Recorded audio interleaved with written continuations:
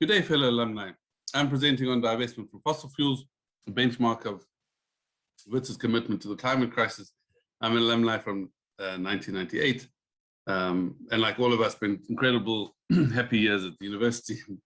20 odd years later, I'm still here. So what is the new normal climate? The old climate of 40, 50 years ago is gone and will probably never return. So there's a new normal. So this is driven by changes in carbon dioxide levels in the atmosphere. So this is from thousands and thousands of years back, ice core data that measured carbon dioxide levels. And you really see from the 1950s onwards this massive spike in carbon dioxide. If we look at that spike in a little bit more detail, you'll see this almost linear increase. We've now reached a level of 420.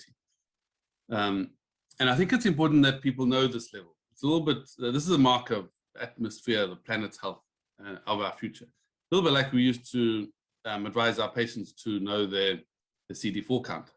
That was a marker of health for them. We need to know our atmospheric carbon dioxide level. So this then translates into temperature. And you see, there's a temperature over the last 2,000 years. And since the 1850s, there's been this massive rise in temperature. We're now 1.2 degrees warmer than before, and rising. And if we reach that 1.5 level, that really makes many parts of the world unlivable, unworkable for much of the year. So this is land surface temperature. Ocean temperature is equally alarming. Marine heat waves, massive die-off of fish, of kelp forests, of corals, of course. And these temperatures translate into these large wildfires and also droughts due to soil drying and animals dying of thirst. So heat is not a benign environmental exposure. Yeah, many people view heat as a hot day as an excuse to go to the beach or to call in sick, miss one's lectures. But in fact, heat is quite a harmful problem. And heat waves, if you look at it on the left, these are two studies from South Africa. On the 10% warmest days of the year, mortality rises. That's the red line on the right-hand side of these curves, particularly respiratory diseases. But also conditions or events like homicide. So when the temperature is above 35 degrees, your odds of being killed is 1.2-fold higher than when it's below 20. And we've started to look at that, or the impacts of temperature on maternal health. That's the area of research that WRHI is involved in mostly in terms of climate change. And she had just two early studies, and we were surprised because Johannesburg has a temperate climate. We have partners in Mali who live on the Sahel, and they see massive impacts and animal die-off and major problems. But even in a temperate climate in Hillbrow, on the left-hand side, when the temperature is higher during week 8 to 12 of gestation, that increases your risk of preeclampsia, time of childbirth, and labor, prolonged labor during the summer months. You see that pink middle section where labor can be an hour longer on average in summer than the other months. So the SMJ kindly allow me to write editorials occasionally. And the one that was quite interesting, one of my first, was around whether climate change is related to mother-to-child transmission of HIV, because that was an area that I had background in.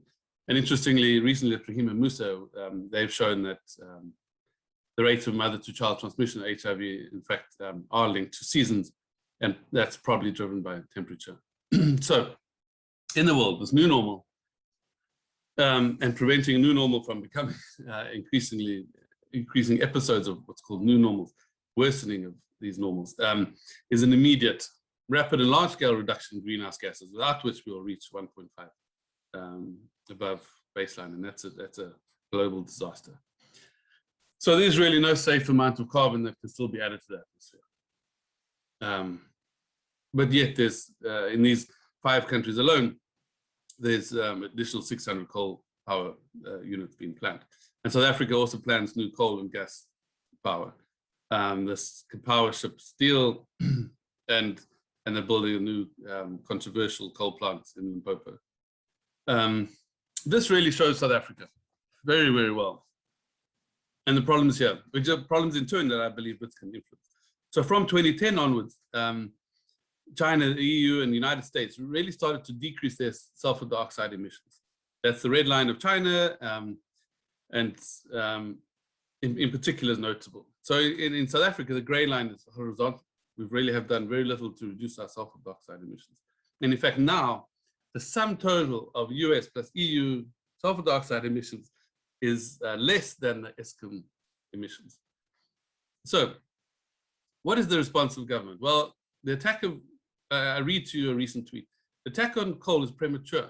Investors who wish to continue investing in coal mining must proceed. The department will continue processing these licenses until we are certain of the viability of the replacement. And you once saw from the previous graph the intense viability of the replacement. So mining is really a big part of South Africa. It's a big part of the wealth of South Africa was really built on mining, but also many of its problems, obviously. But the university began as the South African School of Mines in 1896, actually in Kimberley with 5 engineering students. But mining and the mining faculties have really been a large part of its since its beginning. And it's this thread drives throughout much of the university. So recently, Total suspended its new gas explorations. One sees throughout the world that there's a suspension of new mining of fossil fuels.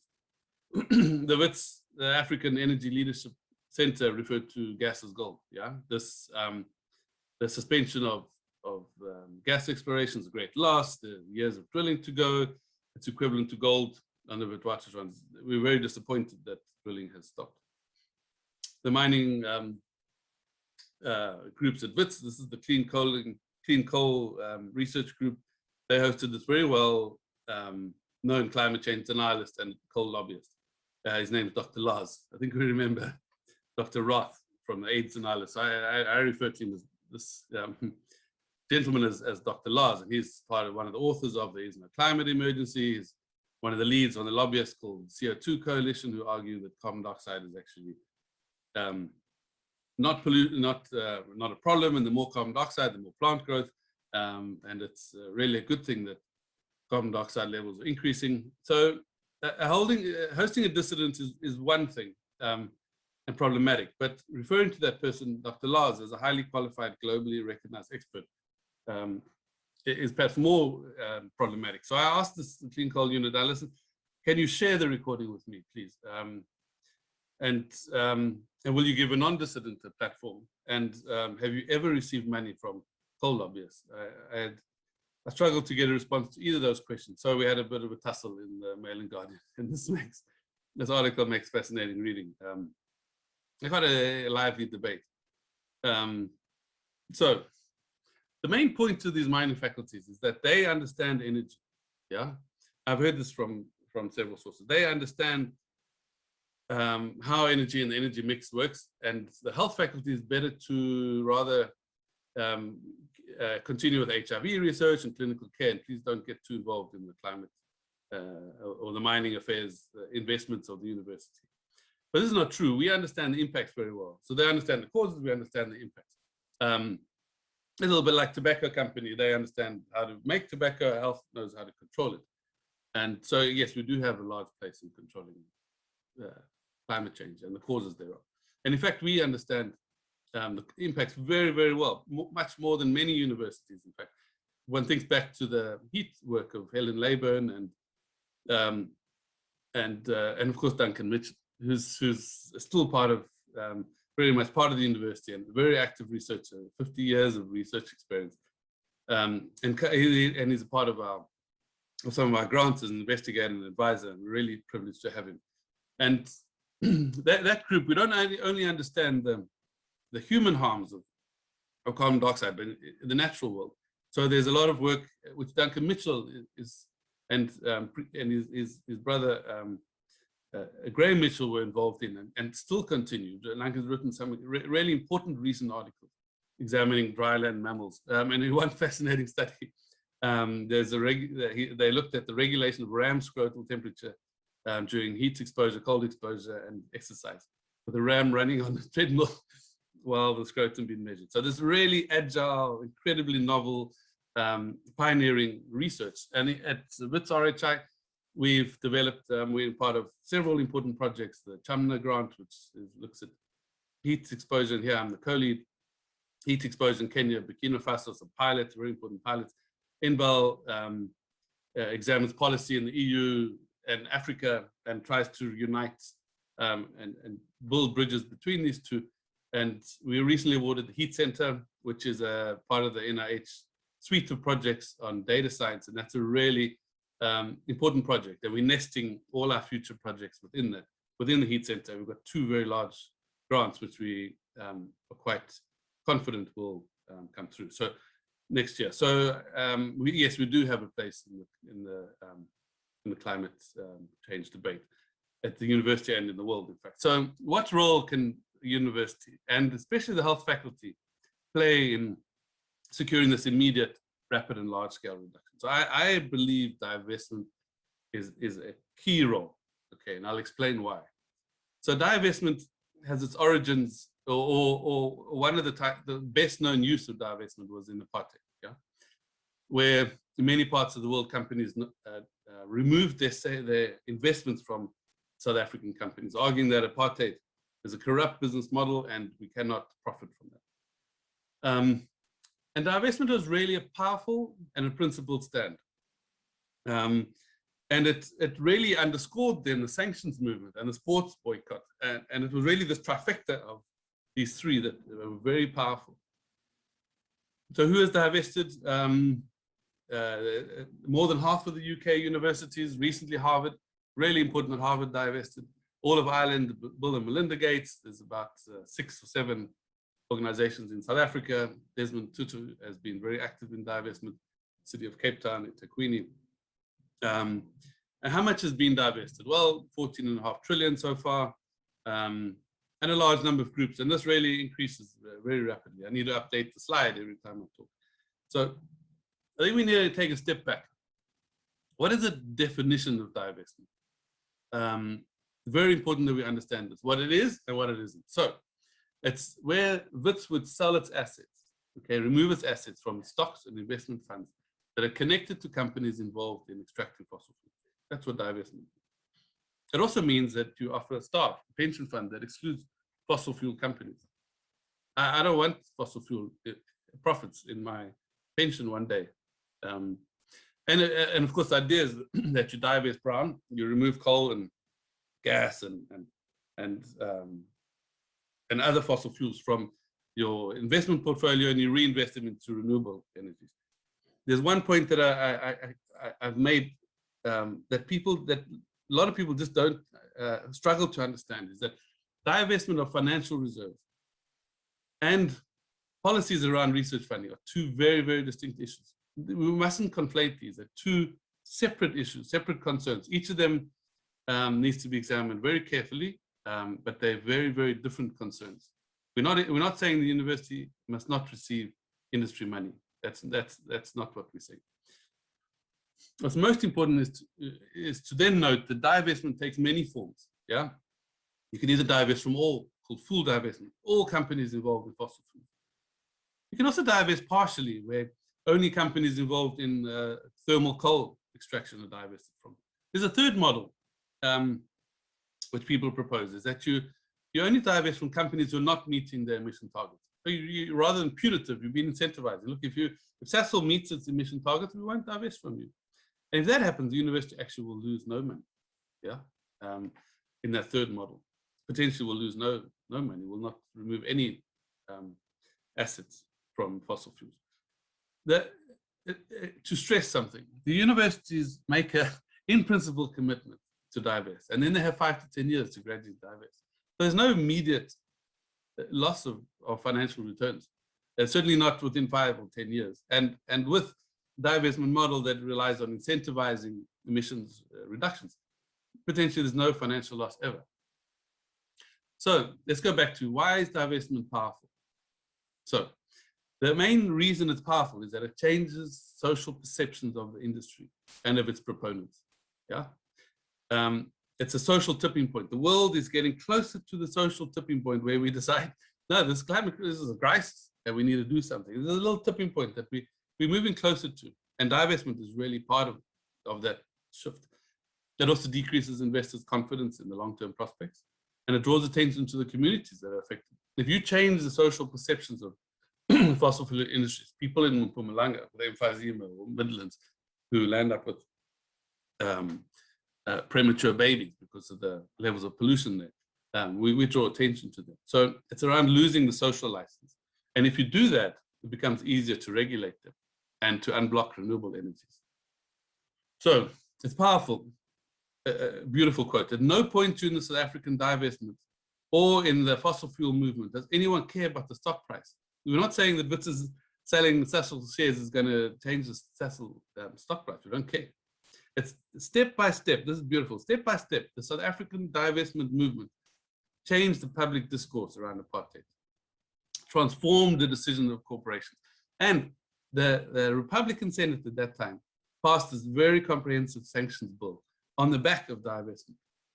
Divestment says, what are your responsibilities? If you own stock in Exxon, Exxaro, Sasol, and you're receiving this money, do you support that business model? So, powerful, but it's also principled. So, what is the business model that the fossil fuel industry is built on?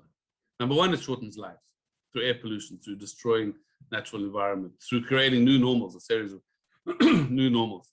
This business model is built on climate change denial, distortion of science. This business model includes collusion with politicians to suppress competition. It includes avoiding the hidden or external cost of the business.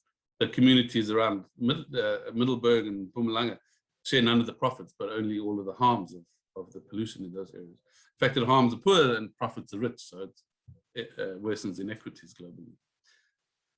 We all know first to no harm. This is a business of pollution, and the polluter doesn't pay, and yet the polluter profits. It's a business of harm. Sasol, emissions of Sasol are larger than sum total of several countries and subsidized by the government. So the fossil fuel industry is a business of distortion, where they lobby scientists and politicians. Massive donations to the Republican Party and the Australian government and the Democratic Party. And if you do these massive donations, you also expect then the Democrats will water down their control of the industry. It's a business of denial. Doubt is all you need. This is such a beautiful phrase, is that, and we've seen this with the COVID vaccine, you just need a little drop of doubt in the community and massive anti-vaxxers. And this is so clearly shown in this quote from Exxaro, where they say they acknowledge the findings of the IPCC, that the climate change is a disaster. We agree the negative impacts on our communities could be significant. So the Proteas could win the T20 World Cup. I could become dean. I think neither of those is highly likely, but the word could is very clever. And that's not what IPCC says. And I'm pursuing a complaint against Exxaro in this matter. IPCC says will, not could, will be significant. That is significant. This is a business model that is sometimes dishonest. So yeah, the fossil fuel industry knew decades and decades ago that carbon emissions were harmful, and yet they hid that fact and misled them. It's also a business that profits from the proceeds of crime. The Eskom files is a long discussion of how many of the fossil fuel industry exchanges with government were highly corrupt, and that makes this industry incredibly profitable.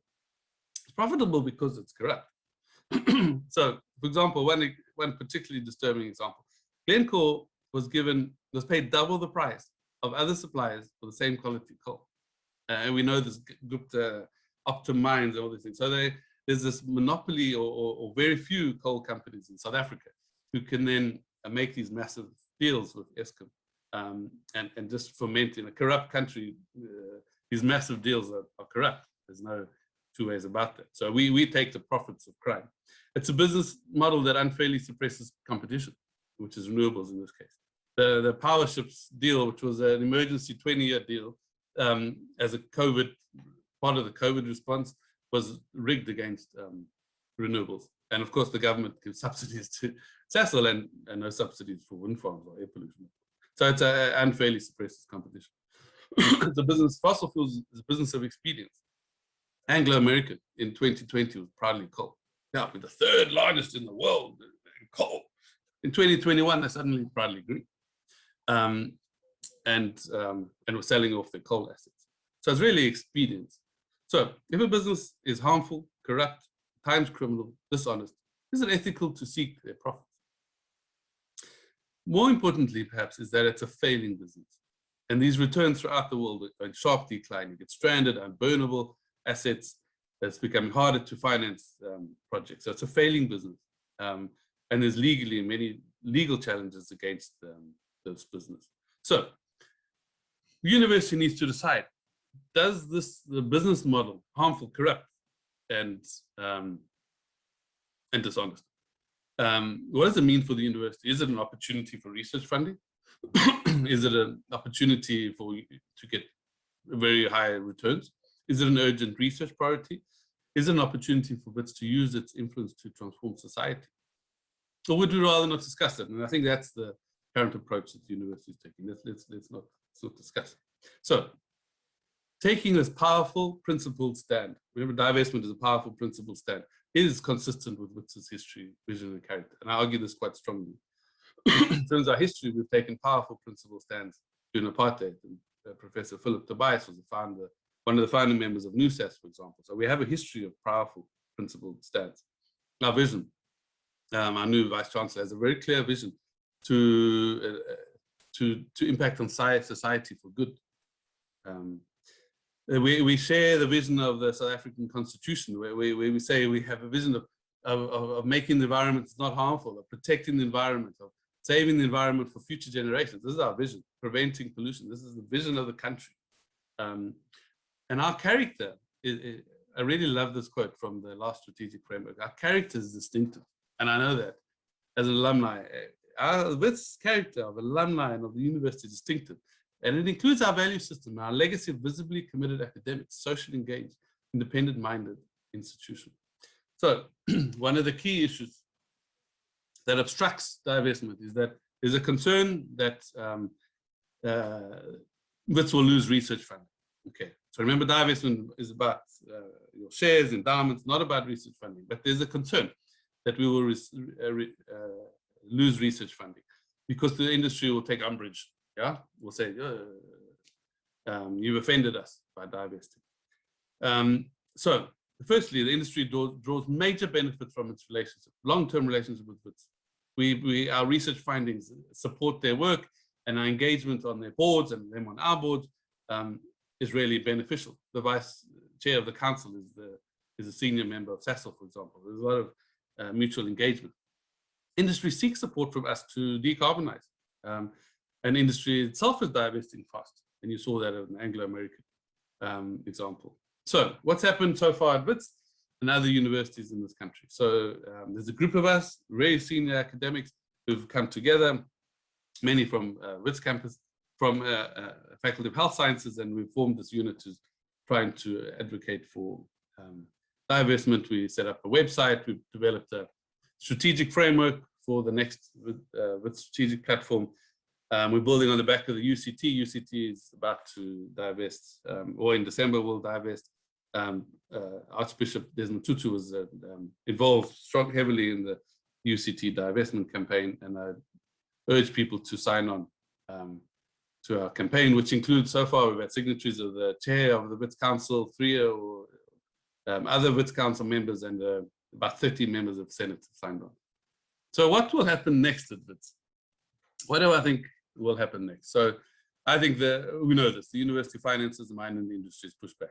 Yeah, they don't see, they push back. Nothing will happen, and I think this is also quite likely. The university will do nothing. It will commit committee side, and UCT did this very successfully. They formed a committee 5 years ago. So we know UCT, many of them are slow. Yeah. UCT alumni, but slow. It took them 5 years to discuss this issue. But I think that this issue could be fully discussed in a relatively short period. So what I would like is a task force that has a clear date for council vote in early 2022. A carefully chosen task force that sits together, discusses the issues, and cover all the issues in as much detail as it wants, as is needed, and the council then votes in 2022. Or is it going to go through a lengthy period of activism? And we've seen this in other universities. And in Cambridge University, the students dug up the library lawns, and that was the final step. Sorry, the lawns of some of the colleges, and then eventually, after this period of activism, the university divested. And I think we need to dig up the library lawns at Wits if activism becomes required. I also suspect the university will come out with what others have done. I give an example of Leeds, where they say it's ethically questionable for universities to divest from fossil fuel companies while we continue to rely on fossil fuels for our day-to-day activity. While we engage, and those who extract fossil fuels are the same who sell it. So I've had this argument before, and I've heard this from people at Wits leadership, where they say that you drive a car. So why do you want us to divest? And so I would like not to drive a car. Yeah, I would like there to be a green public transport, and divestment is on the road to achieving that. So a lot of universities make these kind of statements, but eventually they capitulate. In fact, Leeds went one step further and started to discuss what divestment means and examine their research policies. So I think in the end, Wits's character will prevail, and we will divest. It's a question of how long and how much activism is needed to achieve this. But is this important? Yeah. So in South Africa, there's very few ethical and credible leaders, and we've seen this in the COVID response. So Wits stepped up. Yeah, Professor Shabir Mahdi, Glenda Gray, Helen Rees, Fenter, they all stepped up as this credible leadership. And the director of WRHI, Helen Rees, has taken a large part of this work on. And we stood up. There is so little credible leadership in South Africa that Wits is one of those institutions that can make change. And it's also an opportunity for Wits. In response to climate change. If it becomes a central part of the climate change response, there's an immense opportunity. The Green Climate Fund is set to receive $100 billion annually, and much of that could be channeled to Wits. Yeah? So I end here by saying, as a researcher in climate change, my interests are vested. Yeah, I'm examining the harms of an industry that I am drawing profits from. Someone looking outside, could this, this is how a conflict of interest is defined. Could this relationship of me drawing profits from an industry I examine, could it give the appearance of potentially influencing what's been written? And I think it clearly does. Yeah, for an external person, it looks like I am actively seeking, and my university is actively seeking funds, profits of this harmful, corrupt industry about which we study. So, to finish my talk with my conflict of interest, Matthew Francis Chersich holds investments in the fossil fuel industry through his pension fund as per the policies of the Wits Health Consortium. The University of Witwatersrand holds investment in the fossil fuel industry through their endowments and other financial reserves. One final thing, sorry, is that the convocation is really an opportunity for alumni and staff. All of us are members of the convocation. The convocation's role is to discuss and state its opinion on any matter relating to the university. And I think climate change is any matter related to the university. I want the convocation to call a general assembly on this matter. This is what I'm pushing for. It's an extraordinary event when there's a gravest of occasions, and it's only been held maybe 10 times in the history of the university. But is climate change and the university's response grave? I think so. So I'd like us to push. So email the convocation and say, like, I'm an alumni. I want to be involved in this. So and I'd like to acknowledge all my fellow co-workers. There's a large team of really committed, principled, powerful people at our university who contributed to this very important work. Just Matthew, thank you. This is Paul Davis. Chosen a very intriguing subject to devote yourself to, and one that I think is going to prove to be quite uphill.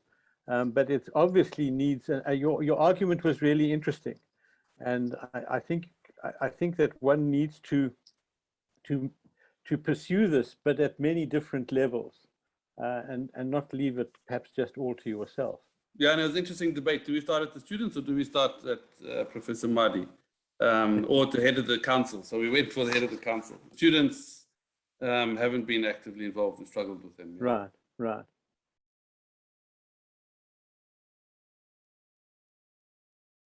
Hello there, everyone. Thank you for this opportunity to talk to my alma mater. My name is Steve Nathan. I'm in Falls Church, Virginia. You can see my title there, and a proud graduate of the class of 1981. I've been in the USA for 35 years now, in my current position for about 25 years. This is me graduating from WITS in 1981. That's my mother to the right, who was a law professor herself and my academic inspiration. I know it's very difficult to travel these days, so I thought I'd give you a quick tour of the Washington, D.C. area where I'm based. This is our hospital here, Inova Fairfax Hospital. We're right on the beltway that encircles Washington, D.C. Washington itself is a city of about 600,000 people, but if you take into account the southern Maryland suburbs and the northern Virginia suburbs, then it's about 5 or 6 million. Virginia is separated from D.C. by the Potomac River. The CIA, for example, is in Virginia, in Langley, and I'll have some pictures here to share with you. That's our hospital. And a quick tour of DC, that's the Capitol building and the National Memorial. A nice aerial view of the White House.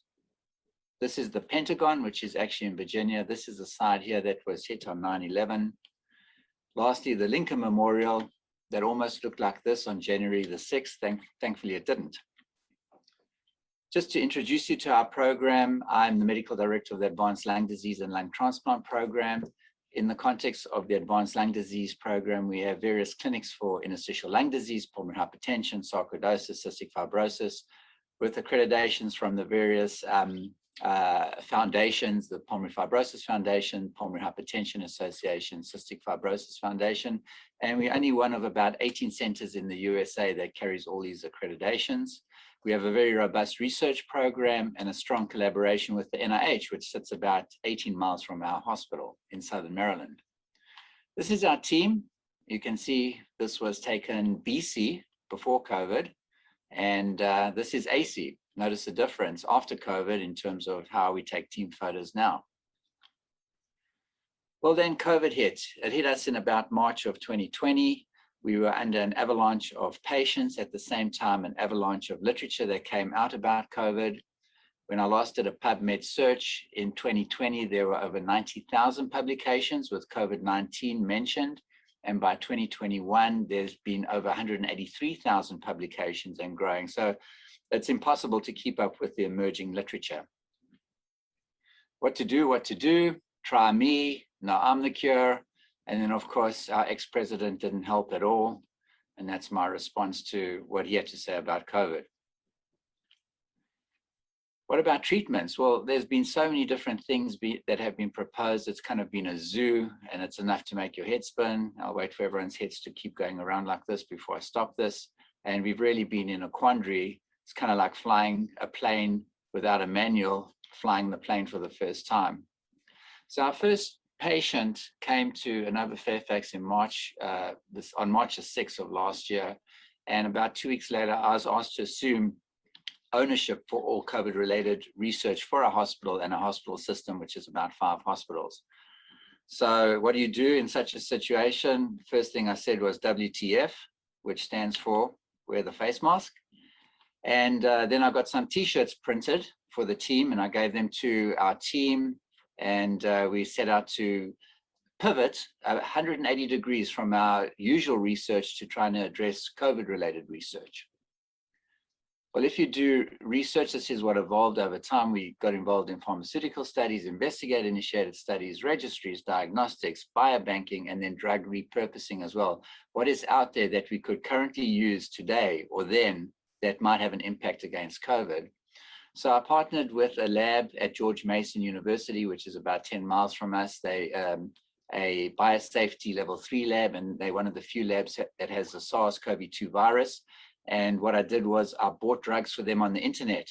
I never thought I'd say that. I used my credit card to buy drugs on the internet, common drugs that might have biologic activity against the virus, sent them to the team at George Mason, and they ran them against the virus. We got a couple of hits suggesting activity. The one drug, for example, is Maraviroc, which is an old HIV agent, but no major hits, unfortunately, from the panel that we sent to them.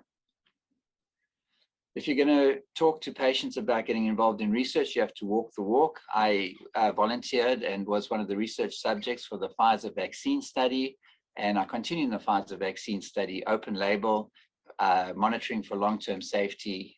I just received my booster shot about a week ago.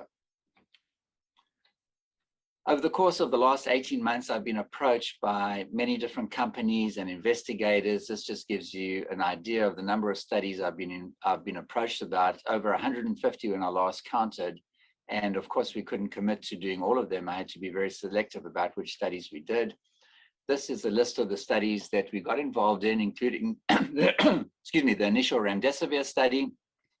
From time of contact with the company to first patient enrolled was 5 days for us, which is unprecedented. All our efforts, as well as our research business office, were directed to getting the studies up and running. I'm not going to talk about all of these, but I will focus on this one, which was just an EPUB in clinical infectious diseases, the use of fostamatinib. This was a phase 2 clinical trial that we did together with the NIH Clinical Center. My senior collaborator was Rick Childs, who heads up the clinical center at the NIH. He's also the person that took the team over to Japan that used remdesivir for the first time in the cruise liner that got stuck in Japan. So when Rick Childs thinks a drug works, then don't bet against him. So we got involved with the study using fostamatinib, which is approved for idiopathic thrombocytopenic purpura. It's a splenic kinase inhibitor. There is some basic science to suggest that fostamatinib does have activity. R406 is the active metabolite, and amongst many different things, it reduces net formation in patients with COVID. Nets are neutrophil extracellular traps, which are essentially degranulated white cells that are thought to have important immune and thrombotic properties in SARS-CoV-2 as well as other diseases. This was a true randomized controlled study, double-blind. We had 59 patients. We contributed the lion's share of these patients. It was a safety. We had safety as our primary endpoint, but of course, we are hoping for some signal of efficacy, which we did see. Firstly, in all patients, we had a significant reduction or difference in the ordinal scale, and this was especially seen in patients with more severe or critical disease. There were 3 deaths in the study, and all of them were in the placebo arm. So we think that this drug has a lot of promise. It's currently in phase 3 study at the moment, and the study is about 2/3 to 3/4 of the way recruited. We also have very good biomarker data to support our clinical endpoints, so we feel pretty good about this drug. The one thing I would have to say is that of the many, many studies out there, and I just got approached, I mentioned, on 150 plus, most of them will be negative, but some of them will be positive. And so I think there's a lot of reason and cause for optimism moving forward, not only with the vaccine, but with potential therapeutics coming down the pike. Our group has also been active, contributing to the literature with a number of different reports. This year so far, we've had 7 COVID-related publications. But at the same time, what about our other patients? What about our patients who are languishing on the lung transplant waiting list? And we continue to do lung transplants through the COVID pandemic. This is a heart-lung block being given to a patient, and this is how the patient was visited by her family back in 2020. Things have come full circle, though, at this point, because the major indication for lung transplantation is pulmonary fibrosis, and COVID-19 does indeed cause pulmonary fibrosis. This is one such example of a CAT scan of a patient who has residual fibrosis from the COVID insult. So what is the role of lung transplantation? This is one such patient that we transplanted. This is pre-transplant, and the same patient post-transplant. Of course, we have to do this and be very selective, and there's this transplant sweet spot. Patients have to have minimal comorbidities or other organ dysfunction. We don't want to do them too early when there might be a chance for recovery, and we also don't want to wait too late when their chances of having a meaningful recovery from the transplant might be quite remote. So far in the US, there have probably been about 200 lung transplants for COVID-related interstitial lung disease.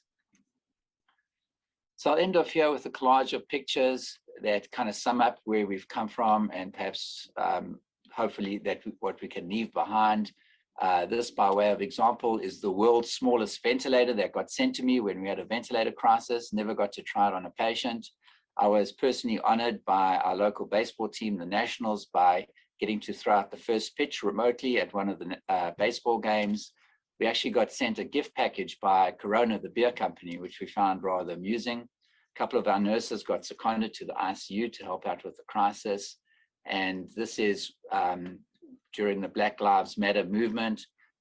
This is White Coats for Black Lives that we all participated in. And I'll end off with hopefully an inspirational quote from none other than Nelson Mandela. It always seems impossible until it's done. And hopefully we're getting there, and hopefully the pandemic will be done in the not too distant future. So thank you very much for your time and attention, and for the honor of allowing me to talk to you today. Stephen, is your work is continuing focusing on COVID, or is it's still a broad areas that you had adopted? We had to shut down all of our other research, and about 6 months ago, when COVID started to dissipate a little bit in our area, we got our other research, which is interstitial lung disease, lung transplant, pulmonary hypertension. We have that back up and running. We're still doing a little bit of COVID research. You know, our hospital is about a 1,000-bed hospital. We peaked out at about 250 COVID patients during the initial surge. And then through the summer, we went down as low as 4 patients in-house. But now we went back up again with the Delta virus, but only to about 50. And we're kind of sitting there between 40 and 50. So I turned down a lot of studies over the summer because we didn't have the patient volume. Hopefully we have that same situation where we're still doing some studies, but not as many as we once were. And I can say I've never been more excited not to recruit into a clinical trial as I am with COVID. So hopefully we won't be able to do any further COVID studies. Okay, thank you. Thank you. Are there any questions coming up? Matthew, while you're thinking, are there any thoughts on the pulmonary long COVID effects on the lungs? Is there anything coming through? You know, that's still kind of a bit of a black hole, and something we struggle with all the time, because in our interstitial lung disease program, probably 10% of our referrals now for post-COVID interstitial lung disease. And, you know, how many or who will recover, it's very hard to tell sometimes, because sometimes you look at a CAT scan and it looks like it's all fibrotic, and then you wait a while, or you give them a course of high-dose prednisone, and things can resolve over time. Right. So it's an emerging area of that there's a lot of interest in, obviously, in terms of, and I think COVID, a history of COVID is going to be a risk factor down the road for interstitial lung disease. It's kind of like what we saw with the World Trade Center, where patients who were exposed to the World Trade Center presented 2, 3, 5 years later with lung disease that was probably a result of that initial insult. Right, okay. There is a question from Natalie Hobbs. How did you triage your transplant patients requiring critical care resources to hit that sweet spot? And did you have the resource scarcity? We certainly did. I mean, you know, we are a fairly big ECMO center, but ECMO is very labor intensive. We probably start at 60 to 70 COVID patients on ECMO. Which of those are going to be transplant candidates? It's case by case. We just actually wrote a paper on this. It was an international effort with colleagues from Germany, Canada, and around the US. That's a EPUB in the journal Chest. That's where I took that one figure from, is how do you decide who's a candidate? What are all the things you have to factor in? And so, yeah, it's been a challenge. And even with ECMO now, we have to triage who's going to be put on ECMO and who's not going to be put on ECMO. Are your triage criteria published? No, they're not published. I think it's a team decision and kind of a moving target, because it also depends on resources at the time. Right. There are lots of thank yous, which I'm sure you'll get copies of. And thank you for a fascinating talk. And please, Steve, if you would put I think your email is up somewhere, so that people can come back to you with anything that they would like to pick up with you. Yeah, But it's I'm going to put it wonderful in to now. see, wonderful to see you, and thank you very much for your presentation. Thanks so much. Wonderful for the opportunity to come back remotely to South Africa. So I appreciate it very much. Thank you, everyone. Very good. Thank you very much.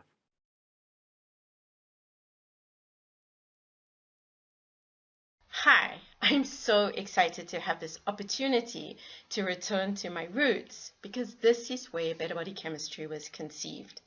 I graduated with a BSc majoring in microbiology and chemistry in 1990 and was part of the first cohort of science graduates that were invited to do an honors in pharmacology at the medical school. Now, it was a really tough transition, especially since I didn't have a physiology background. The first lecture in pharmacology was with, I think it was third year medical students, and the topic was sympathomimetics. I didn't even know what the sympathetic nervous system was, never mind alpha and beta receptors.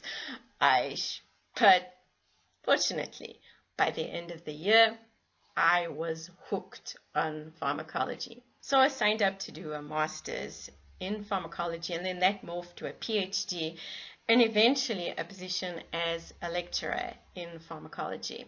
Now, I did my PhD on malaria. And among other things, this involved culturing malaria parasites and subjecting them to different treatments. Now, the assay we were using to determine how effective the treatment had been was known as the hyperxanthine assay. And it involved adding a radio-labeled hyperxanthine at just the right time and then measuring the level of radioactivity. And I mean just the right time. Now, the thing about Plasmodium is it has a pretty complex lifestyle. In the human body, the parasites are all doing the same thing, but because circadian drivers are lost in the lab, the little guys did whatever they pleased. So a great deal of energy was spent trying to get them to behave, since the experimental protocol required the experiment to start when they were in the ring stage. And unfortunately, their preferred time for being in the ring stage was somewhere around midnight. So I spent a lot of time at medical school. A lot. At the time, the department had a red couch, which was kept in one of the labs and served as the bed for some of the late night, early morning experiments. And it was on one of those nights when I was in the lab all by myself, the idea for a spoonful of science was birthed. I think I probably was channeling Mary Poppins. I was going to make science accessible to the masses. And I carried that name and the idea with me when I left FITS. And when blogging became a thing, I saw this as the vehicle to reach the masses. Now, I needed a website and I needed a logo. And then I met a student who could draw cartoons. Now, I'm not 100% sure how I knew he could draw cartoons. But he was in trouble and he needed financial assistance. Now, I felt it would be a little unethical for me to help him directly because, well, he was one of the students I was in charge of. So I decided that the way to help him was to commission him to draw me a few pictures. And one of the pictures I asked him to do was a logo for my website. And the rest, well, is history. I posted my first blog post in January 2011 and gave myself a brutal schedule to post 5 times a week while holding down a full-time job. I have to be honest, few of those early posts have survived the multiple renditions of my blog. This one has. I have started and stopped and fiddled around and changed names and changed focus, but today I share cutting-edge science with ordinary people using cartoons to help them to understand the latest science and empowering them to make health and lifestyle choices based on real science rather than marketing. Each week, more or less, I share a new video designed to empower people to create better body chemistry and better health. Now, the starting point for all of my videos is always a journal article or 10. In fact, I closely monitor the science literature, tracking a whole host of topics. And I often draw inspiration from questions and suggestions sent to me by the people who subscribe and follow me. Once I have an idea for a video, I then research it further to see, well, if it's shareable and whether it's actionable. The journal articles and stories that make the cut typically include biological mechanisms. They also are relevant to my audience. Now, not everything I do is actually about insulin resistance. My readers are health conscious and they tend to be older adults. So I pop in things like the perils of plastic tea bags and how fancy panties can actually help keep the pelvic girdle lifted and minimize urinary stress incontinence. The other thing about the stories that I share is they must have what I consider to be accessible data. So I like to share the graphics from the original journal article to reinforce that it's real science. And sometimes I share them as is, but I usually add a cartoon or two just to make them that little bit more understandable. I want the graphics to be able to speak for themselves. If the results require some complex statistics to make the point, I usually skip it. My bias is towards using ancestral health principles to promote health and well-being. Since the premise of my blog and YouTube channel is to share tips and strategies to create better body chemistry, I work hard to ensure that the tips and strategies that I share can be easily implemented by the average person, and preferably with no or low cost.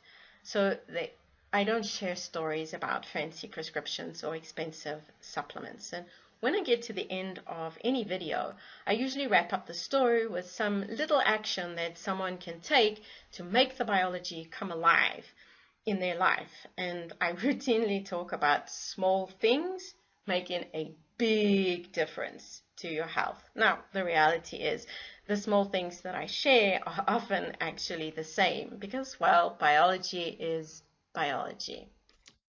Sometimes the topics are a little controversial, such as this video, which explains a new hypothesis called the homoviscous adaptation to dietary lipids, or HADL for short, which questions the traditional diet heart hypothesis. Sometimes it's very mainstream, such as this video on why increasing potassium levels can help lower blood pressure. And it's everything in between. This last month, I looked at the benefits of using a melatonin supplement to get a good night's sleep, and then followed up with a video that looked at the risks of melatonin supplementing. I always include the journal articles that I've used to tell the story, along with the links to them on the blog. What makes my blog a little different from other health blogs is that I use cartoons to tell the stories. The cartoons make the biological terms less intimidating.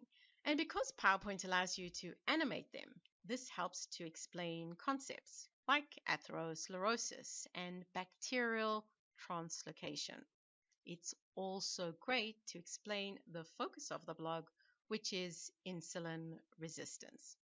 One of the benefits of cartoons is that they help to make the ideas more PC, because by their very nature, cartoons are race, gender, and age neutral. Now, I have an enormous collection of them and continually design new ones to tell new stories.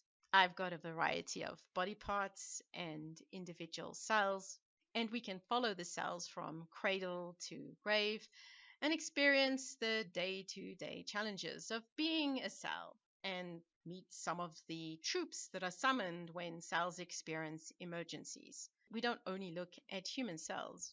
There's the microbiome, with all those microorganisms living in the colon, hotel, and entertainment center. We explore cell borders, We move in with transporters and gates and send messages using different receptors. Inside cells, we do biochemistry, cartoon style. It's way easier than those complicated pathways you were forced to learn in medical school. We meet the workers and the managers, and we talk supplies. Since what comes in is something that the average person has a lot of control over, and they're often confused about because there's so much conflicting information. What we don't talk a lot about is drugs, which is somewhat surprising given my pharmacology background. But it's not because I don't still love pharmacology. The problem is individual drugs are personal, and I'm trying to appeal to a broad audience. When I talk drugs, I confine myself to big ones. That is, ones that lots of people take and everyone has heard of. But I often apply the principles of pharmacology to nutrients because getting things in, getting the job done, sticking around or not are all important. Now, I'm not sure if you've noticed, but cartooning 101, every cartoon needs a weapon to achieve its objective. Insulin is putting away the groceries and frequently carries a bag, which he is not afraid to use when things don't go his way. Melatonin is your night valet. He's a versatile old chap and takes care of all sorts of things to help ensure you get into bed and have a good night's sleep. Vitamin D is a surfer boy. He has to be. He's made by the sun. He rides around in a beach buggy, which is the vitamin D binding receptor, and takes his surfboard everywhere. That's the end of my whistle-stop tour of my blog. I just want to end off by saying how grateful I am to the organizers of this symposium for the opportunity to share my work and really appreciate the grounding that BITS gave me. BITS made me scientifically literate, and it equipped me with the ability to understand complex science. And having studied pharmacology, this means that I really do understand the importance of dose and timing. I also suspect that those pesky parasites cued me into the importance of circadian rhythm, which is one of the small things I routinely share on my blog, because it's a key factor in insulin resistance. In fact, there have been proposals to call metabolic syndrome circadian disruption syndrome. My dream is to grow Better Body Chemistry into an information empire that can reach people all over the world, inspiring and empowering them to create better body chemistry and better health by sharing the small things that can make a big difference to their health and the health of their families. If you have a chance, please visit my blog, share it with friends, families, or even patients who are struggling with metabolic syndrome. Thanks so much, Sandy. That was really insightful and really, wonderful. I think we know that pictures can speak 1,000 words, and I think you've done that so ably. And I think just being able to have good sources out there for data, that's backed up by data. I mean, we've seen with COVID how much misinformation there is out there, and so really wonderful that you've been able to really make data accessible and publications and scientific literature accessible to people who may not be able to read an article from scratch and make sense of it. So wonderfully done, and some very good comments in the chat. Are there any specific questions for Sandy? I just want to see, I think everyone's just saying, really great. Ingrid has said this is a wonderful approach to simplifying science. And I think that's really what we do need. So I don't see any specific questions. I think more just some good comments, and I think we can all work to really try and promote your blog, and definitely I will, in terms of trying to just circulate your blog to different people, and I think we can do this probably liaising with Didi and the team in terms of trying to promote it on the VITS platforms as well. So thank you very much for sharing, Sandy. Okay, thank you.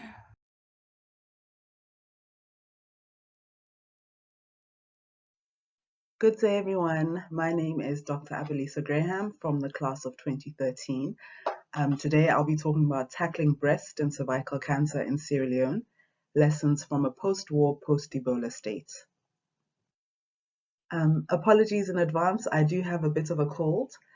A bit of a background, I was born in Swaziland, the Kingdom of Eswatini.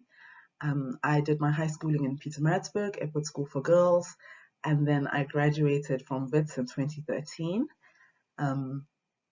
After completing my internship in my community service in the East Rand, I decided that I wanted to go along the emergency medicine route.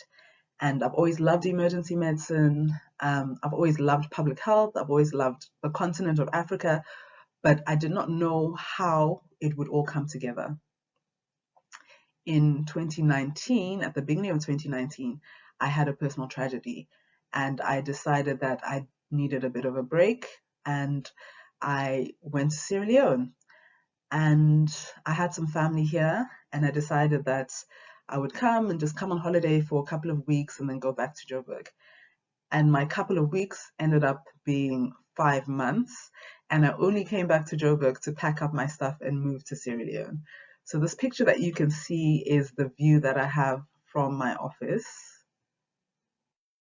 Sierra Leone is located on the west coast of Africa with an approximate population of about 7.8 million people, most of whom are living under the poverty line. The capital of Sierra Leone is Freetown, and that is located in this area, the western area over here.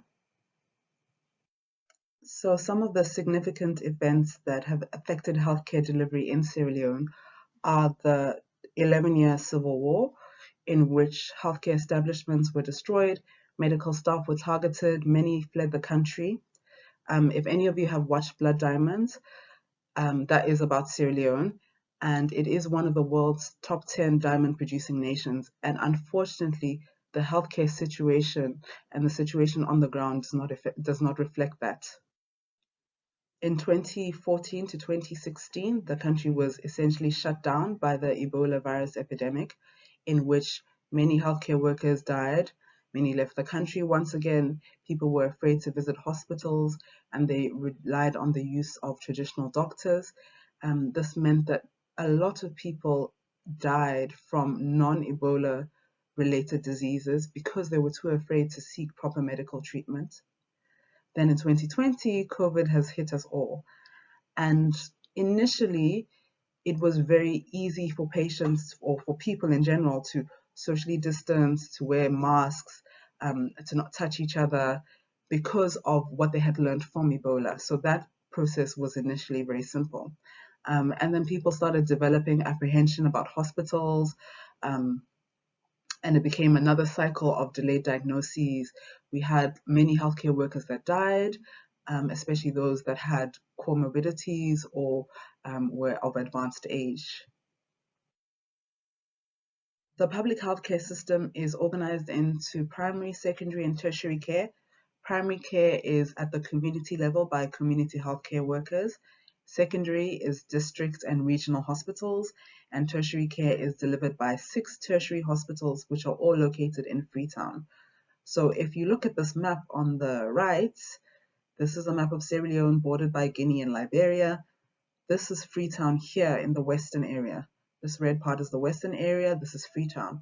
So all 6 tertiary hospitals are located in Freetown. Anyone needing specialist treatment from anywhere else in the country has to come all the way up to Freetown unless they decide to go to Guinea or Liberia. There are also numerous private clinics and hospitals, most of which are also located in Freetown.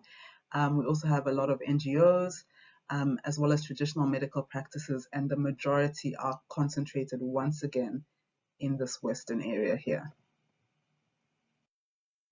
As mentioned before, most healthcare services and healthcare workers are concentrated in the western area. Recent statistics show that 0.4 general medical doctors and 0.5 state-registered nurses per 10,000 population are currently in Sierra Leone.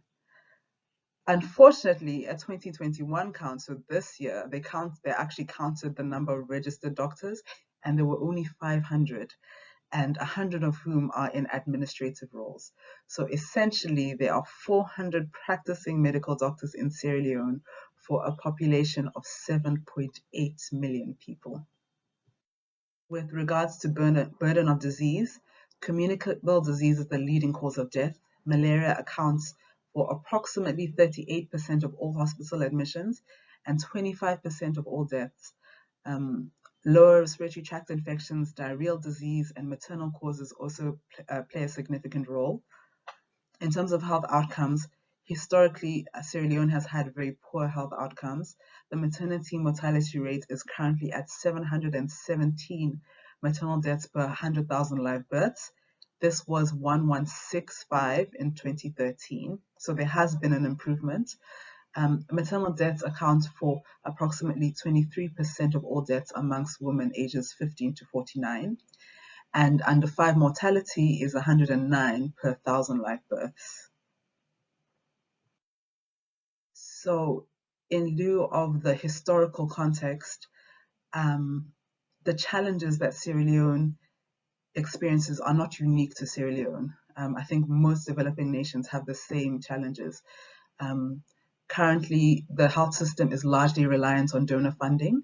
There is a free healthcare initiative for pregnant and lactating mothers and children under 5. But unfortunately, people still have to pay for this treatment. It's supposed to be free, but the way the system works is that they still essentially have to buy this free medication. The poor state of primary healthcare services, inadequate quantity and quality of health facilities, lack of access to even essential medications, basic amenities and diagnostic services, catastrophic out-of-pocket payments for health services. So anything that is done needs to be paid for first. Before you get an x-ray, before you get blood tests, you have to pay for that. It doesn't matter what condition you're in, you pay first and then the test is done. There's staff shortages and also a lack of regulation. So there are lots of pharmacies that are essentially run by shopkeepers. So people will go in and say, oh, I think I have malaria, I think I have a cold, and they're just given medication. And if it doesn't work, they're given something else.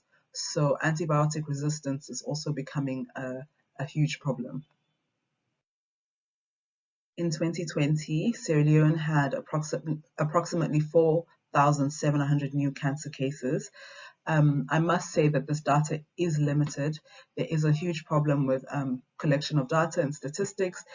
Many patients don't even present to hospitals. They're treated at home, or they're treated by traditional practitioners, or they die without a diagnosis. So we are missing a huge chunk of the numbers. But breast cancer is the most common, followed by cervical cancer, and then liver, prostate, and colorectal, and then other. So cancer has been largely ignored due to more pressing and urgent problems, such as malaria and high maternal and infant mortality rates. Women tend to be younger. We see a lot of women in their 20s, early 30s with advanced cancer. They have high mortality rates because they're diagnosed later and we have limited treatment options. There is no national cancer protocol in use. It is in development. And there are also limited diagnostic and treatment options. So we only have 2 mammogram machines in country. Both are in private hospitals. Colposcopy is limited. We have 1 surgical oncologist. There is a huge reliance on external medical missions to perform free surgeries. And they come in maybe twice a year to come and perform surgeries on patients who need them. So these patients often have to wait because the backlog is so long. The other problem with that is that sometimes lumps are removed from breasts and they're not sent for histology. And because people have come from external places, there is no follow-up. So patients will come back in 6 months, 1 year with advanced CA because no histology was done. We have limited chemotherapy, no reconstructive surgery, no radiotherapy in country, so patients often have to travel for treatment. And having cancer in Sierra Leone is very expensive. Patients pay for everything themselves. It's often treated by traditional doctors that use country medicine, as it's called, which is a concoction of traditional herbs.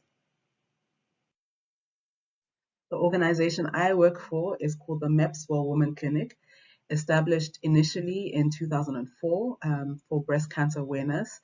At the time, it was a taboo to talk about cancer, so they did a lot of groundwork, speaking at markets, events, parties, funerals. Any opportunity that they had, they would go and speak at least for 10 minutes on breast cancer. We've now developed into a diagnostic center where we do awareness and education all over the country and on radio and TV.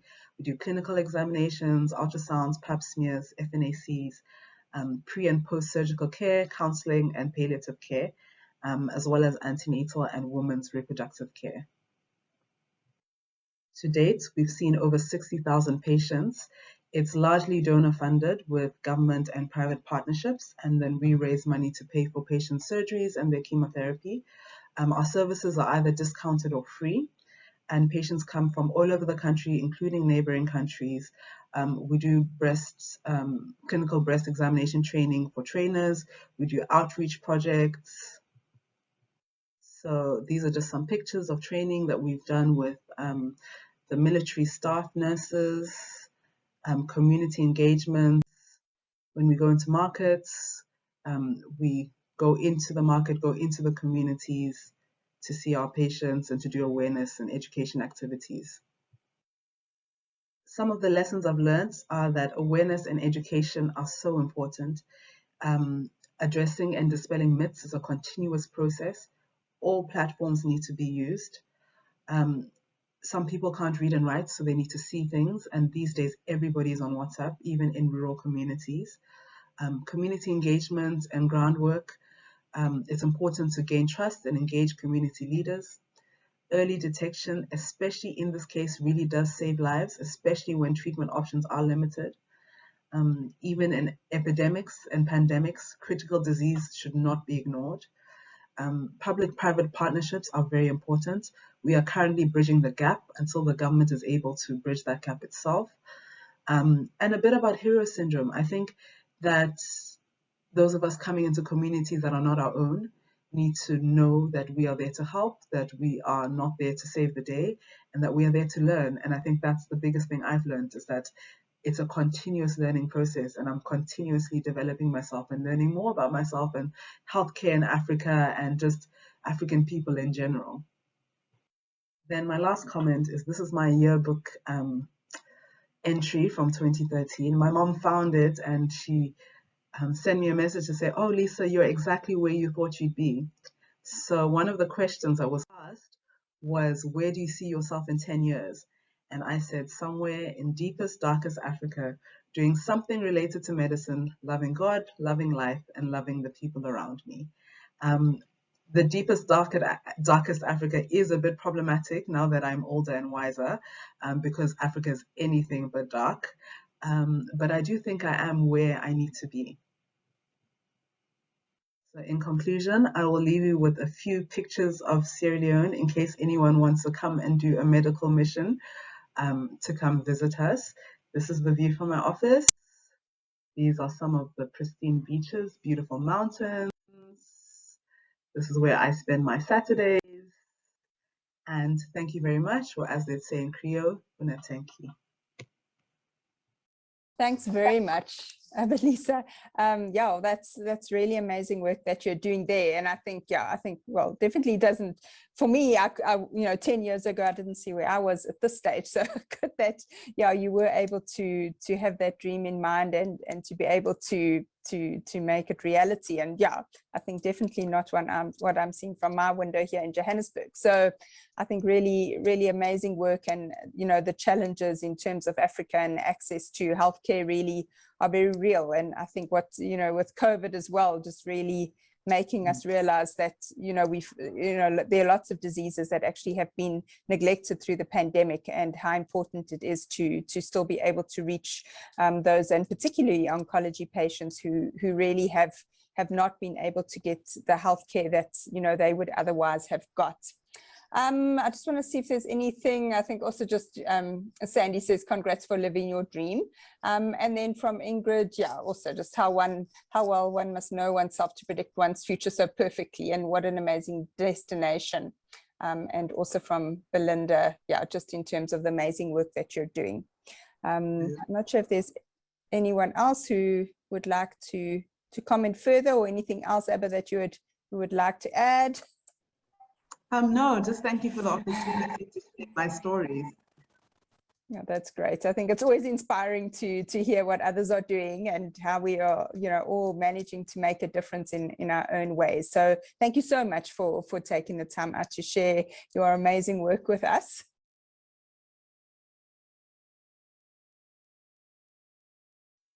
Everyday experiences are signposts on our journey through life. They point to different directions and then leave the choice of which one to take entirely up to us.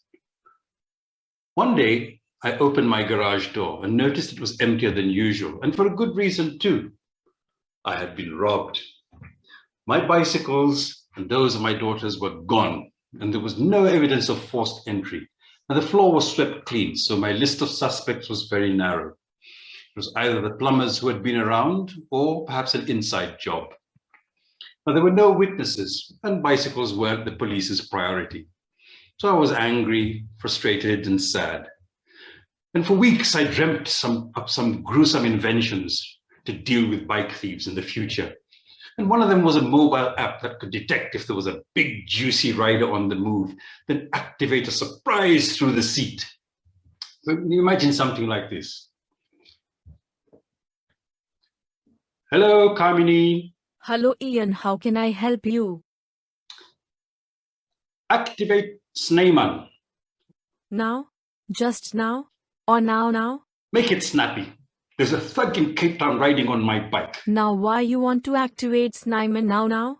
Okay, no need to shout, dial 922 # to activate. Sneyman 2.0 activated. My brat.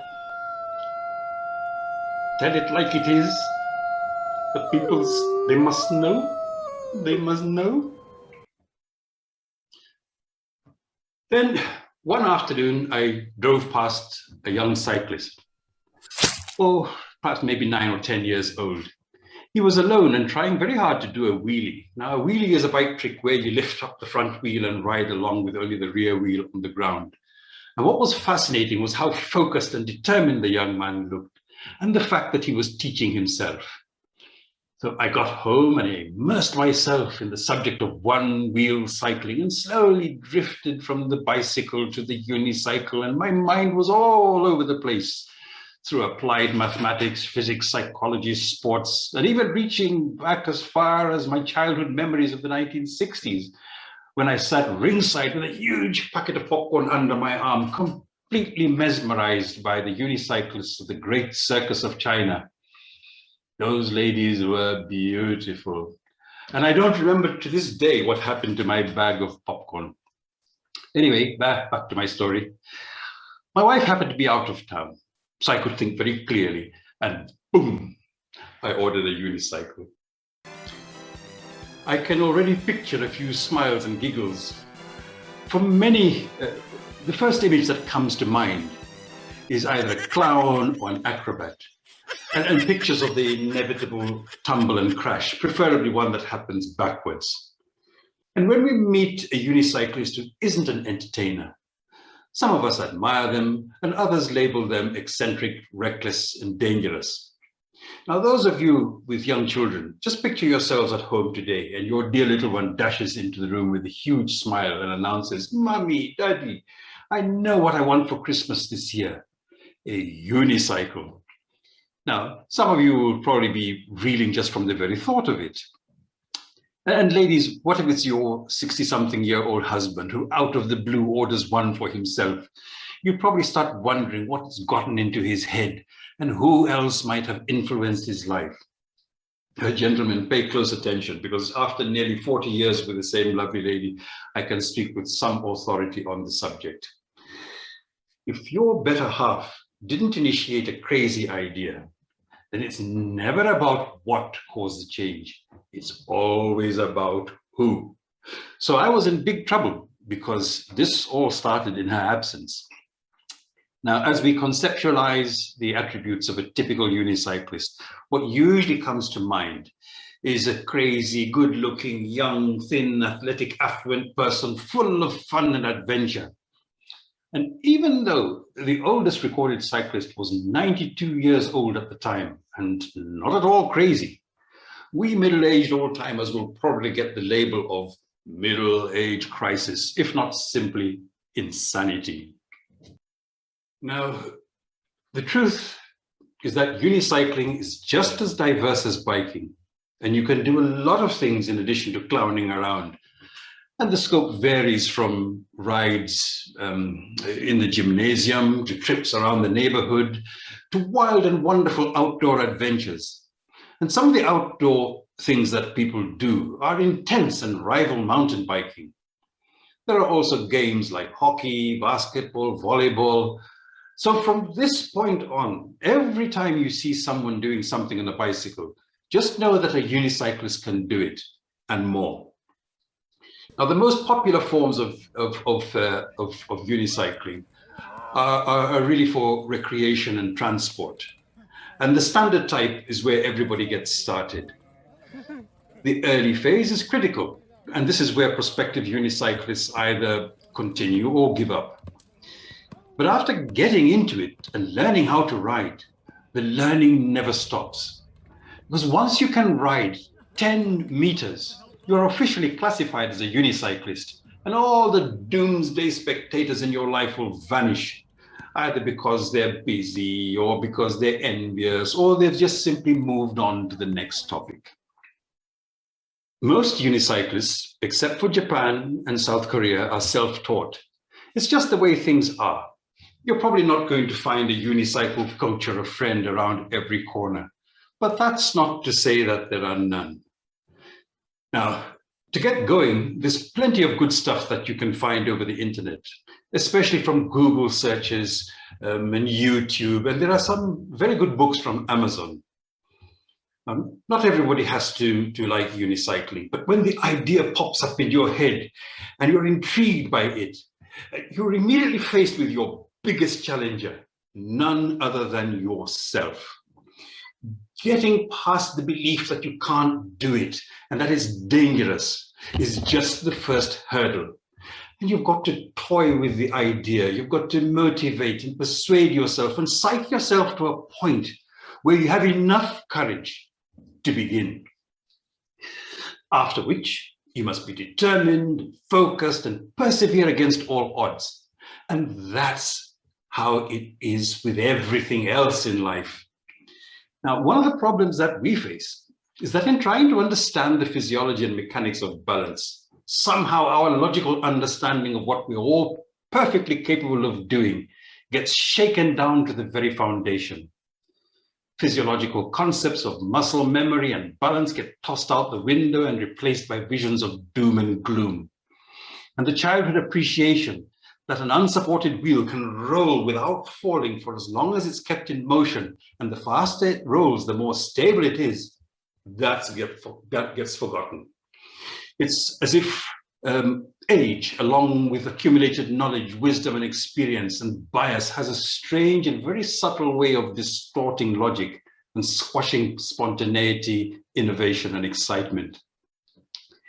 Indeed, if we only started walking upright when we were well into our 30s, we'd probably have 97.5% of the human species down on all fours, with the remaining 2.5% institutionalized for their own good.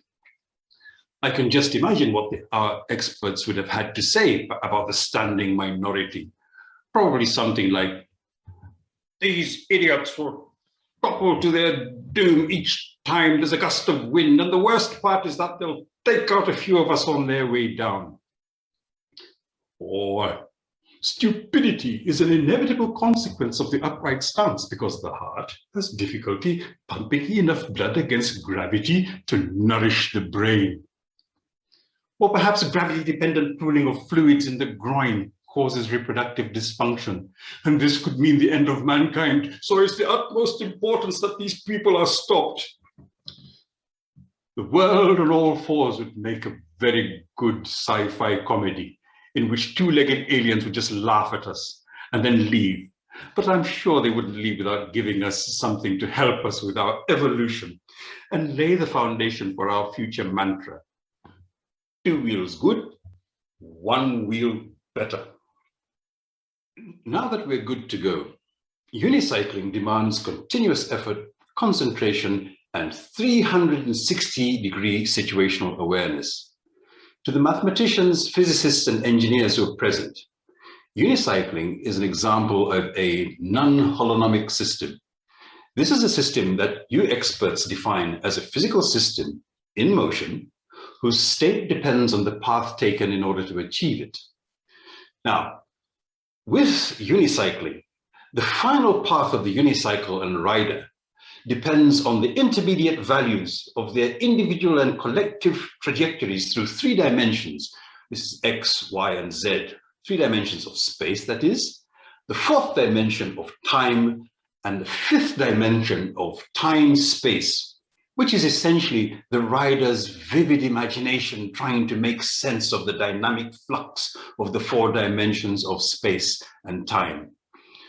Well, to put it another way for us, the people, your weight, your shape, your posture, your movements, your speed, the surface texture of the ground, its consistency, the gradient, along with the wheel size and tire design and insufflation pressure and rolling resistance and the pedal power that you put in, and how all of these things come together at a single moment in space and time while you either relax or you panic. That is what will determine what happens to you and the unicycle at that very moment.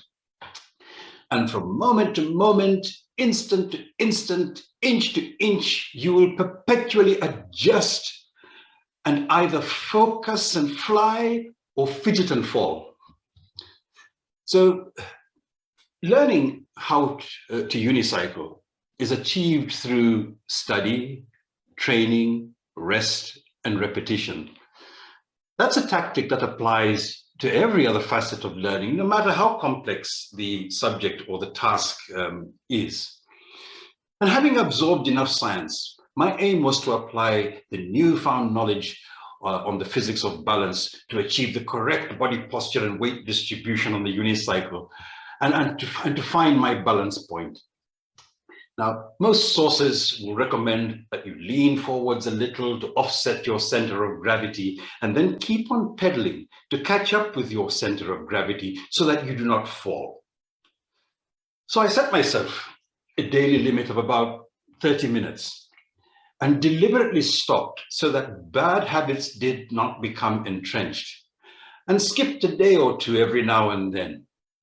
And that's an often overlooked fact, is that it is during the rest periods when you are not training that the body makes the adaptive changes by enhancing existing neural pathways, reactivating dormant ones, and developing new ones.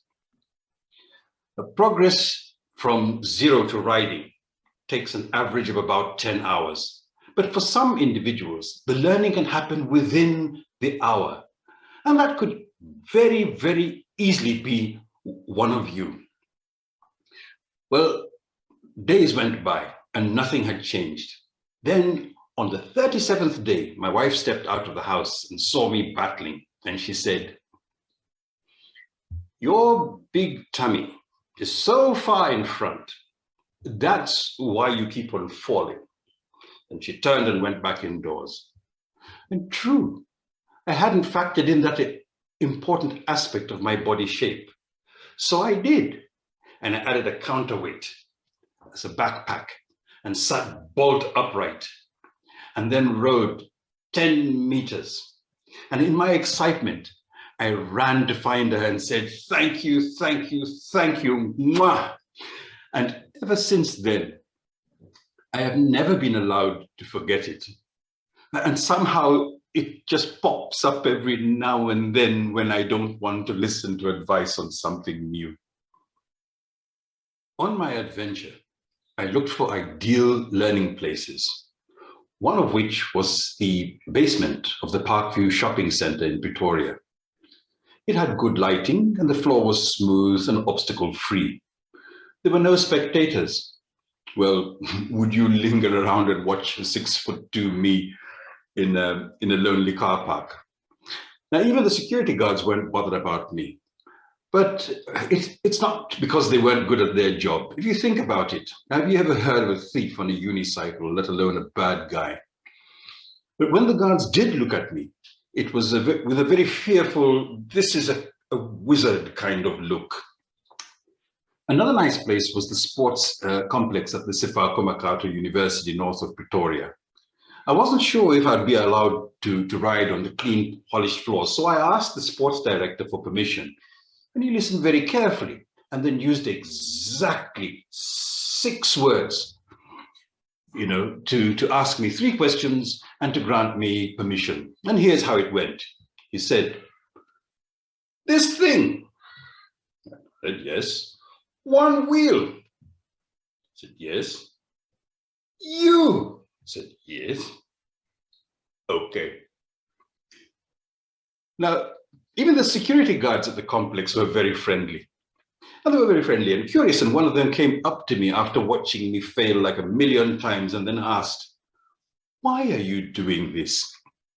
He even had some words of advice for me, and I shall quote him word for word. He said, "Prof, let me tell you something.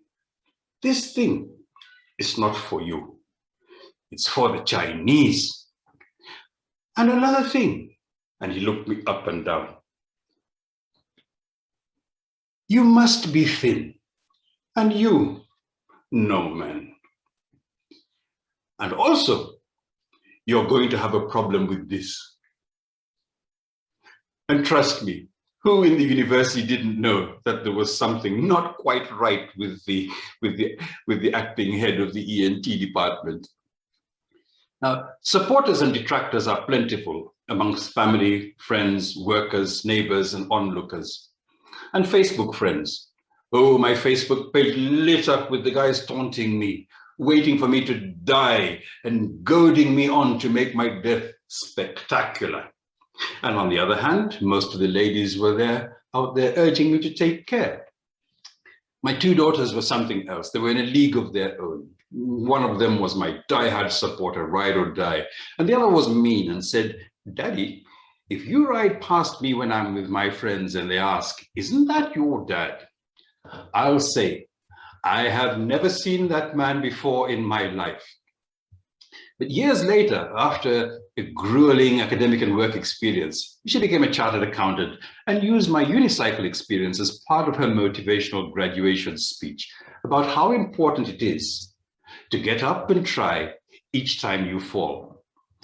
My diehard supporter, the baby of the house, bounced from job to job, and when I expressed some concern, she reminded me that she was getting up each time, and now she's a lecturer and a doctoral candidate. As for my dear wife, she had just one question for me. "So what's next?" Of the many things that I have come across in life, unicycling is the one activity for which, without putting in the time and the effort into learning, there's no free ride, even if your life depended on it. Look at everything else. With boxing and other forms of martial arts, if you're in enough trouble to warrant a fight, you might be able to wing it and get in a few shots. So try and get them in nice and early. Take swimming, for example. If you lie on your back and actually stop trying to swim, you will swim. Then there's football, rugby, golf, tennis, and even when riding a bicycle, you can scoot along with your feet on the ground instead of on the pedals. So to those crooks who swiped my bicycles, and the young cyclist who inspired me, whoever you are and wherever you may be, I can't thank you enough for being those signposts at the start of this mental, physical, and social challenge. And to each of you, first, get the notion of difficulty out of your head, because that's the only real barrier to learning and success. Then take one thing home from this talk. That is, the only way to learn how to ride a unicycle is to get on the unicycle and pedal. And just like everything else in life that really matters, it won't come easy to you if you don't try. If you fall, get up. If you fall again, get up again. And with practice, patience, and perseverance, in the end, you will succeed. And if you have come this far in this talk, I thank you very much for staying with me. Thank you. Wow. Thank you, Ian, for a fantastically interesting exposition and so well told.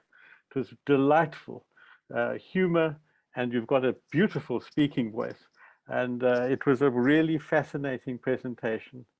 I'm not sure I can see anybody, but I hope you can hear me. There was one question which was from Ingrid van den Berg, which would fairly constant micro movements needed to stay upright exclude unicycle for those with a bad back? Or conversely, could it perhaps offer a good form of the focused back strengthening? Hi, nice to see you. Yeah. Thank you. You see, the same micro movements that we use when we stand to walk normally are the same micro movements that one would use when one is sitting on the unicycle. But the fact that when you're sitting on the unicycle, the ground underneath is now wobbling adds an extra dimension as opposed to standing flat feet on the ground, terra firma. So it does add additional micro movements, which are not gross movements as you would find people doing in the gymnasium. And certainly it would be very good for somebody who has got a bad back. The beauty about it also is that it would tone up the legs as well, and the entire spine, which becomes one continuum with the axis of the unicycle, the seat, the pole, and the spine become one continuous one. So it's every single part of the spine, not just the back, which is focused. So yes, if you can't ride the unicycle, that doesn't mean that you should be afraid of one. You could actually sit on it and lean against or hold against a pole or something. It'll be just as terrifying and just as wobbly. Ian, Steve asks, is a unicycle half the price of a bicycle? Sorry. No. They will never be as pricey as bicycles. That isn't enough of a fantastic market for that. But you do get pretty good ones. The price range is somewhere between 1,000 rand and about 20 or so thousand rand, depending on the size of the wheel. You get different ranges. The kind of range that one would take, like a 20 or 24 inch, would probably be about 5,000 or 6,000 rand. Then you get bigger ones like the 29-inch wheel, which is about between 12,000 and 14,000 rand. And then you go up to about 20,000 rand if you want a 36-inch wheel. So yes, no, it's not exactly half of it, just have their own price range. Thank you. And Ian, I don't know much of, where are you? Are you? Right now, boots on the ground, I'm in Pretoria. Okay. But in terms of work, I actually work up at the University of Limpopo up in Polokwane.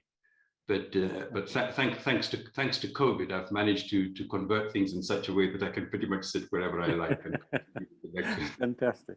Thank you for a really, really intriguing and fascinating discussion. It was really wonderful, and we hope we'll have another one of your hobbies on view in the near future. Thank you very much indeed. And there were lots of positive comments, and I think there is a recording, and we'll send them on to you. Thank you so much. Wonderful. Thank you. Thank you.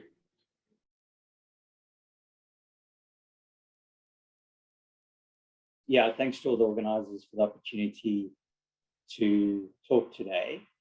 I'm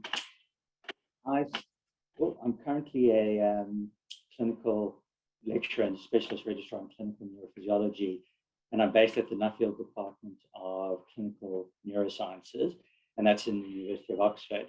And most of my work is at the West Wing of the John Radcliffe Hospital, which is based in Oxford.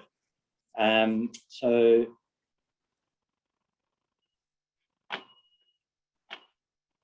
not sure if the slides are advancing. Yeah, there we go.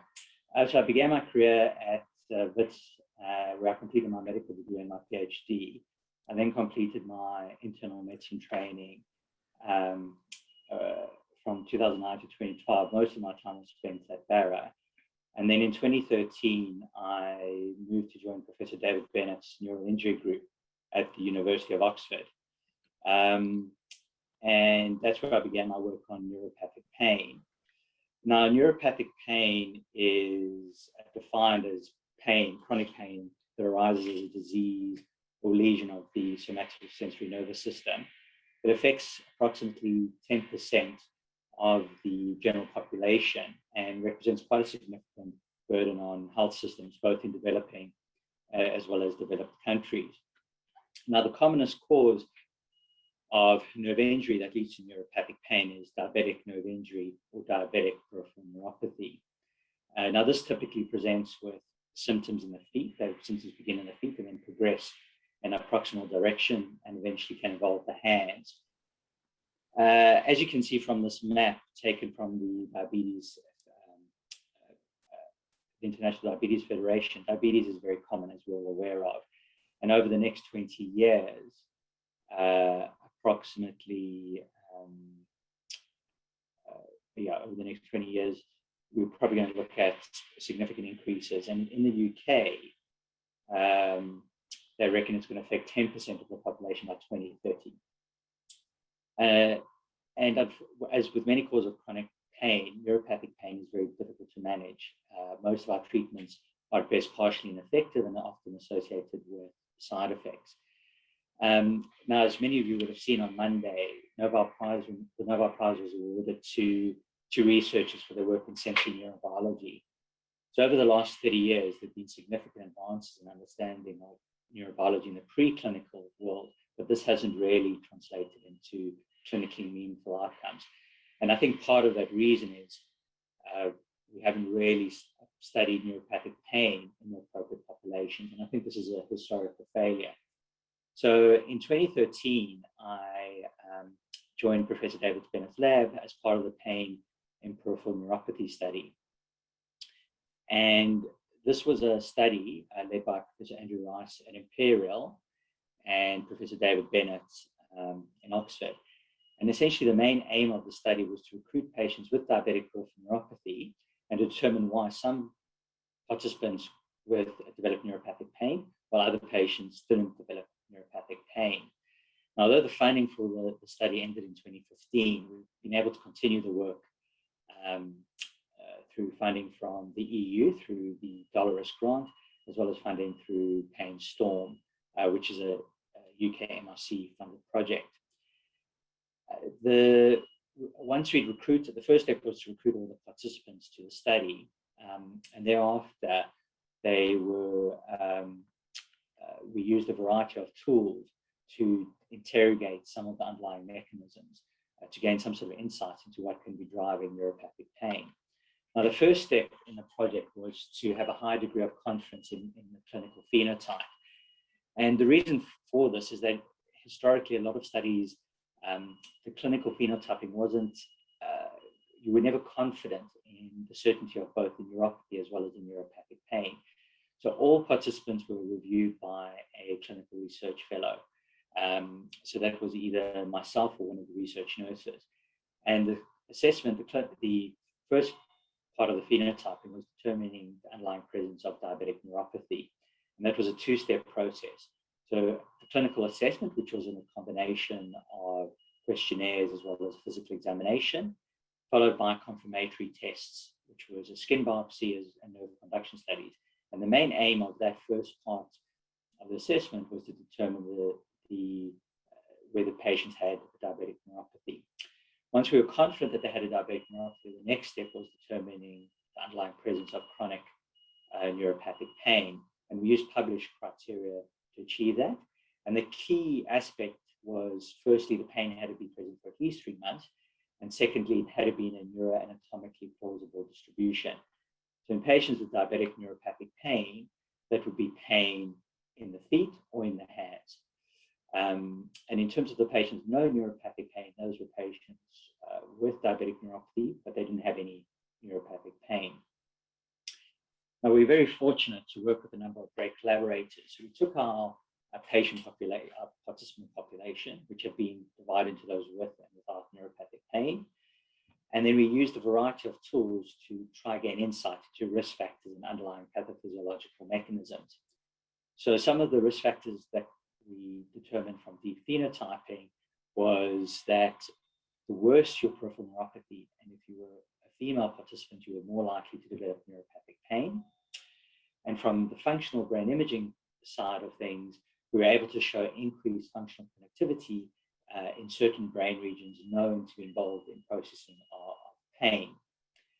And I'm just going to talk a little bit about the genetics, because that, I think, is the greatest potential to translate to something that we can use in the clinic. Now, relatively speaking, the genetics of neuropathic pain has been generally underexplored. But in 2004, the SCN9A gene was discovered, and this is a gene that encodes a voltage-gated sodium channel, specifically voltage-gated sodium channel 1.7. Now, this is a voltage-gated sodium channel that is vitally important in the control of pain fiber excitability. So just to give an example of that, in the clinical space, mutations can lead to very stark phenotypes. These are very rare cases, but can lead to very distinct conditions. So firstly, gain-of-function mutations lead to a condition called erythromelalgia. So this is a disorder characterized by neuropathic pain in the hands and the feet associated with reddening of those regions. And it's very sensitive to temperature. So warming can bring on the neuropathic pain. In contrast, loss-of-function mutations within the same gene inherited in an autosomal recessive function leads to congenital insensitivity to pain. So this is obviously clearly a very important gene and very important in pain sensitivity. So we hypothesized that variants within this gene may play a role in a common disorder such as neuropathic pain. And so what we did was we took our two groups of participants, those without neuropathic pain and those with neuropathic pain, and we sequenced the SCN9A gene. And as you can see, we didn't identify any rare variants in those patients with no neuropathic pain. Now, a rare variant is a variant that occurs in less than 1% of the general population. And the reason we were interested in rare variants is that they're more likely to be associated with changes in channel function.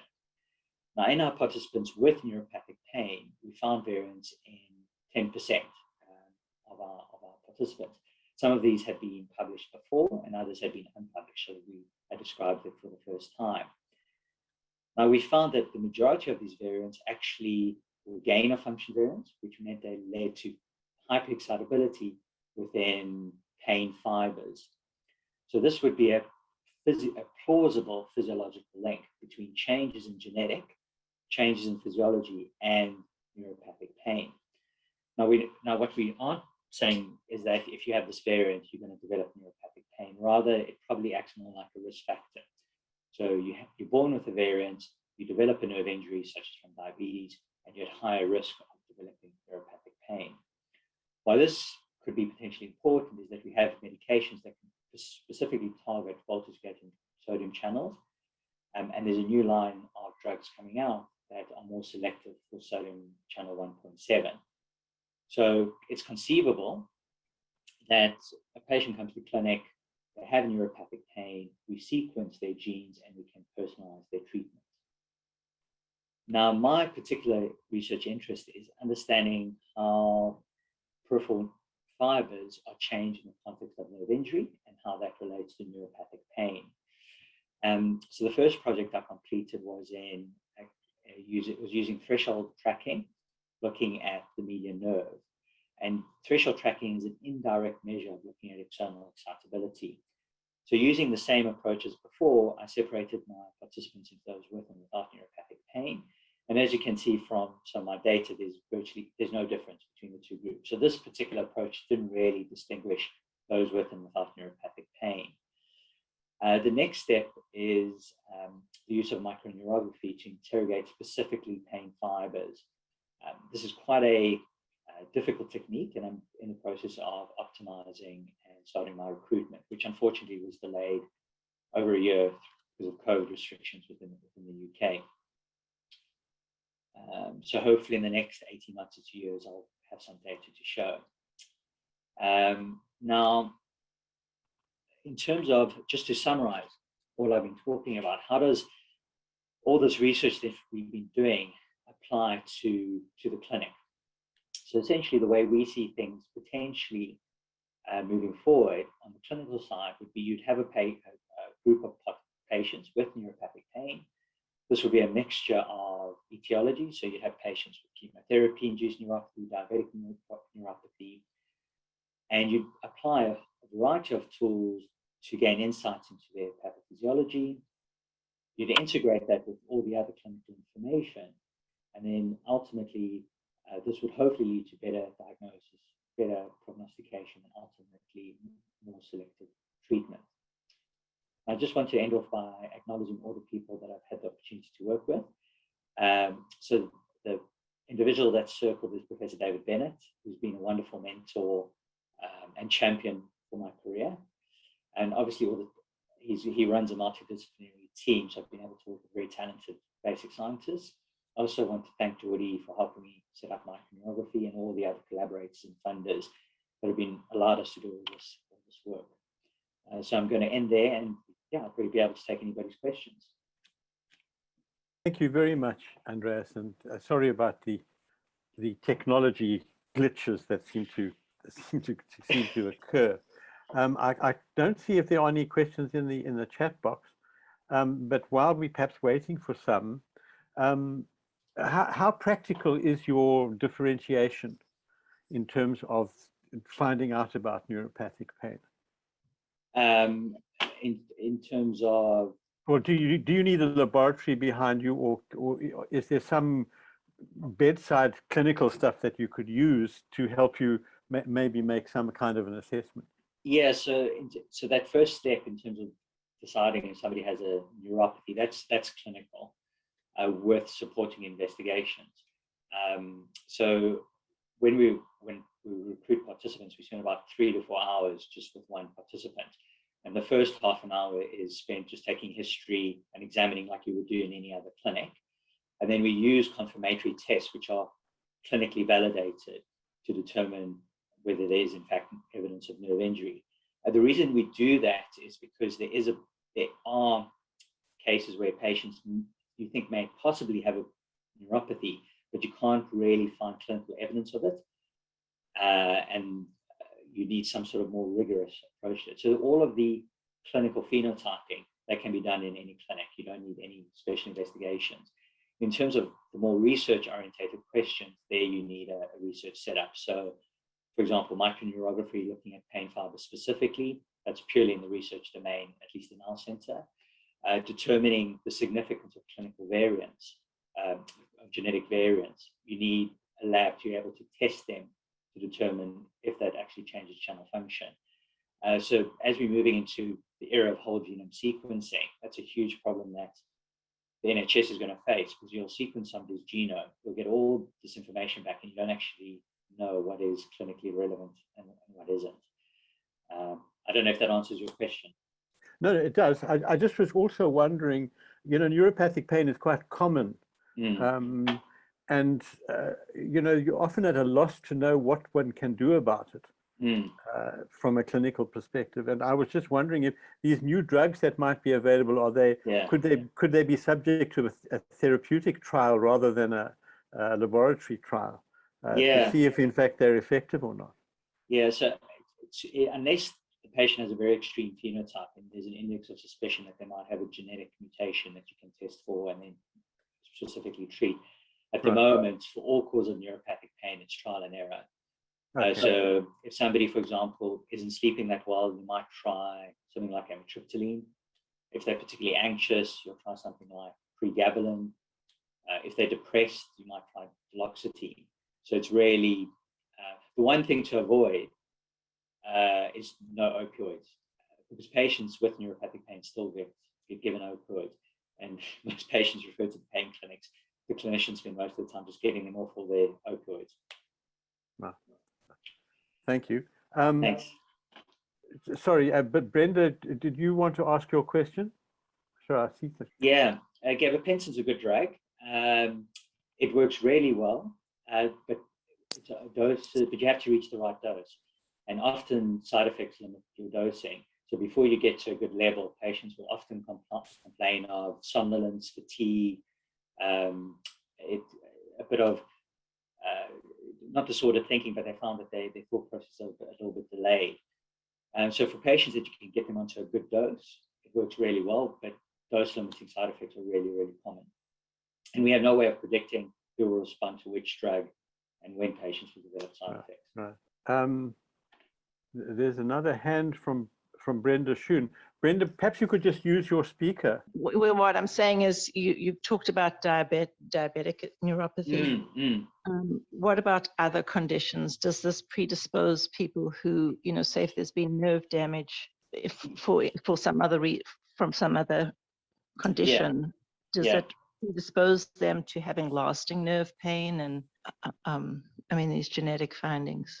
Yeah, so we've only really looked at this in diabetic participants because that's the largest group of participants. There are rarer phenotypes that we do look at. So there's conditions such as small fiber neuropathy, where pain fibers are selectively damaged, and the main presenting features is neuropathic pain. Obviously, chemotherapy-induced neuropathy is another large group of patients. So what we're hoping is that some of these findings might be applicable to other types of neuropathic pain. So I think what we're going to find is that you'll have shared mechanisms across different types of neuropathic pain that will be broadly applicable, and we're hoping voltage gradient sodium channel will apply to all types of neuropathic pain, and then you'll have more specific mechanisms. That's very interesting. And thank you very much for your presentation. And I hope you'll keep us abreast of what you happen to be finding out about these things. It's a problematic area, and I can see why you're attracted to it. And thank you for your application.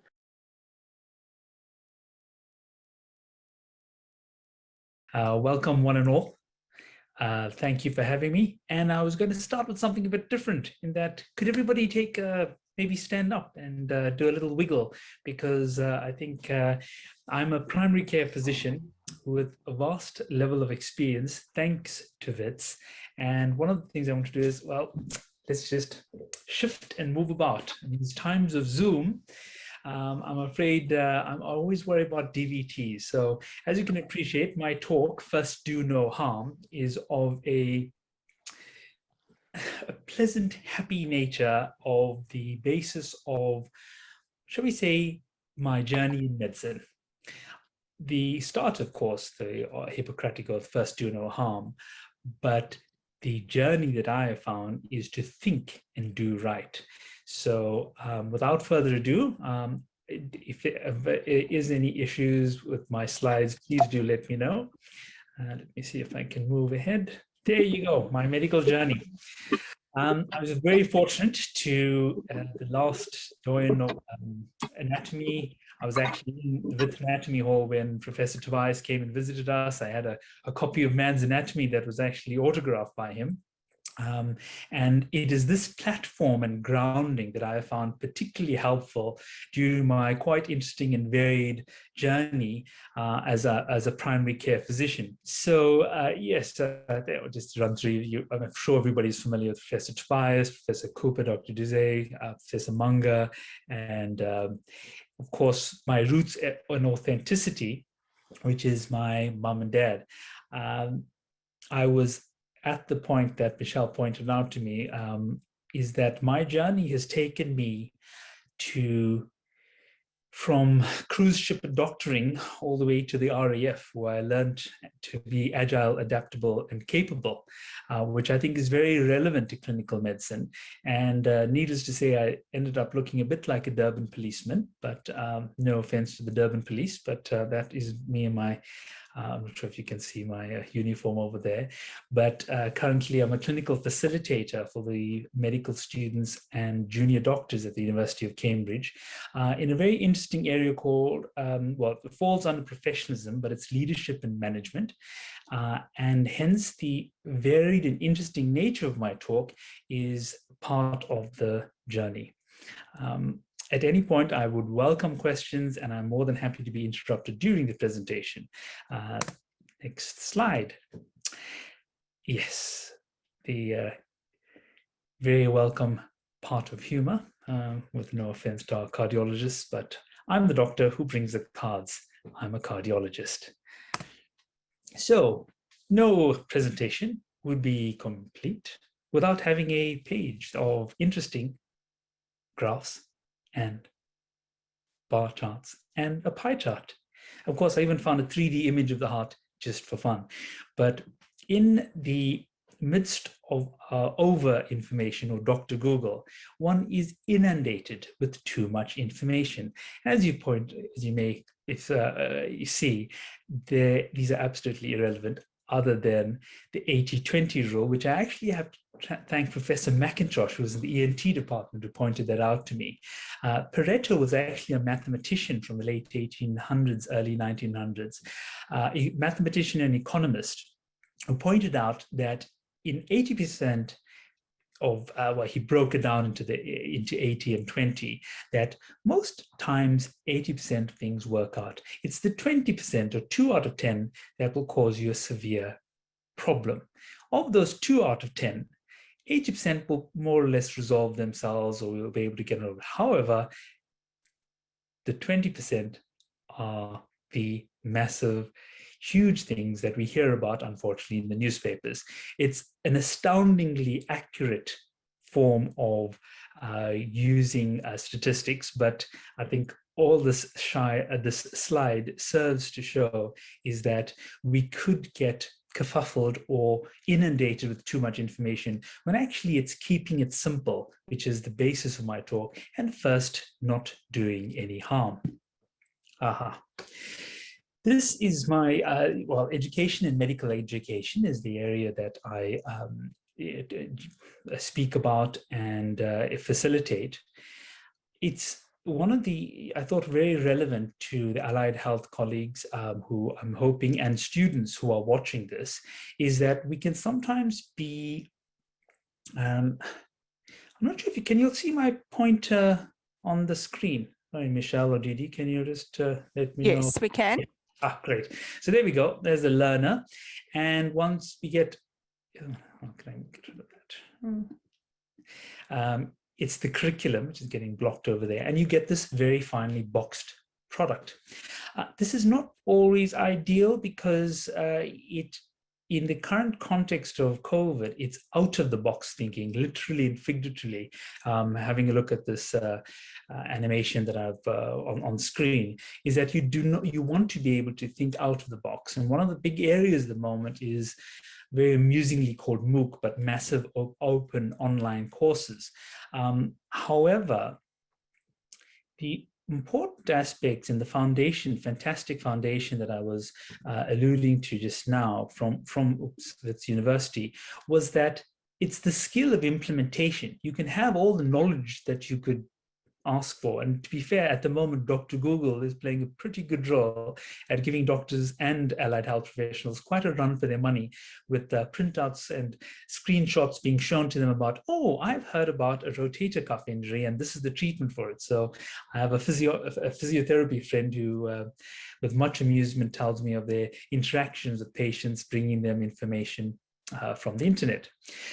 This is the area that I'm specifically involved in, and why I thought it was very helpful for students to see that this is the interaction that this provides, and a medical school and universities in general form a platform or framework for you to learn from, and that's assisted learning. It's a scaffolding. Oh, I'm pointing my finger over here. There you go. The scaffolding over here. And what you do is you then learn and build on that. And I'm very pleased to say that I'm a product of that, where having learned from the doyens and the greats at Wits Medical School, I was able to take this knowledge and I would hope skillfully implemented it into different ways. So this is a very interesting diagram, but I run very much on diagrams in terms of being able to get a constructive message across.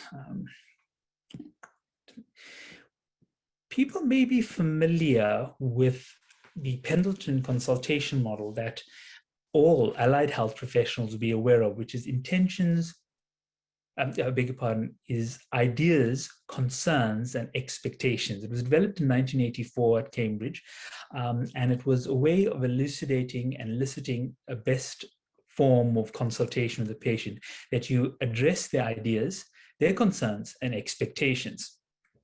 And what or we now call it, well, the updated version of it, which is slightly an incarnation of my own. But it's often with consulting with patients, and this is something we're able to draw on or implement even in a business environment, that it's in your intention to help the patient, intention to, you have to be clear about your intention and then be able to communicate that in a very, that's your own body language, the way that you're able to articulate that, and it's an engagement process. So you may wonder where this is coming from, and this is my medical legal background, that when there is no or poor or misinterpreted intention, poor communication and disengagement, these lead to things like complaint, and therefore it leads to, finally, with the D, which you've added on to, intention, communication, engagement, and delivery. It's the delivery of those above points. So from ideas, concerns, and expectations, it's now morphed into a intention, communication, engagement, and delivery. I hope that is that model is or way of communicating, which can be used at any form, and I'd be happy to talk more about it during the question and answers. The area that I specifically deal with, which is very relevant at the moment, especially with the current state of the world, is tackling racism and tackling bias. And what I hark back to being a South African graduate, that we actually have dealt with this in a constructive way. Nobody is saying that, that we need to, we have that awareness of what this is about, but we found a way to work around it. And listening to Dr. Patrick Soon-Shiong yesterday was immensely inspiring, because South Africa has, in a later slide that I will talk about, the ability and the possibility to do superb things in the world. And actually they are doing that at the moment. And that is because of exactly what I'm referring to, the ability to communicate very complex ideas with the knowledge and the ability to implement them. I shall come to that in one of my next slides when I talk about Nelson Mandela and Mahatma Gandhi. The other component that I often talk about is the Johari's window, or psychologists, and this is how I address tackling bias and racism.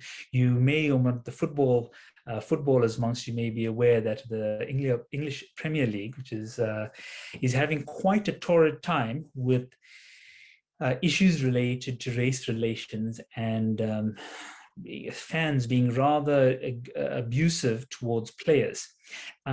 One of the areas of Johari's window that is very helpful is the unknown unknown, is that people are just unaware that how— We have 5 minutes left. Oh, thank you. That's really helpful.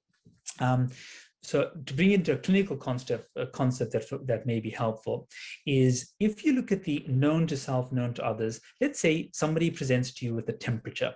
They have a temperature, they have a sore throat, they come to see you as a physician, you say, this is tonsillitis. The patient is known to the patient and known to yourself, and therefore that is the turquoise, or the open. The next one, or the slightly yellow, which is hidden, is patient comes to you and says, I've got really feeling unwell. Could you help me? I've got a temperature. they actually think they have tonsillitis, and what it is that you're aware that it's actually sinusitis. Treatment is very similar, but once again, the presentation was a temperature. The outcome is slightly different. It was unknown to the patient that they had sinusitis. That's why it's hidden. The orange one is quite interesting. You've got a patient who comes with a temperature, doesn't actually let you know everything that's going on, and says, "Doc, I've got a temperature. Can you help me?"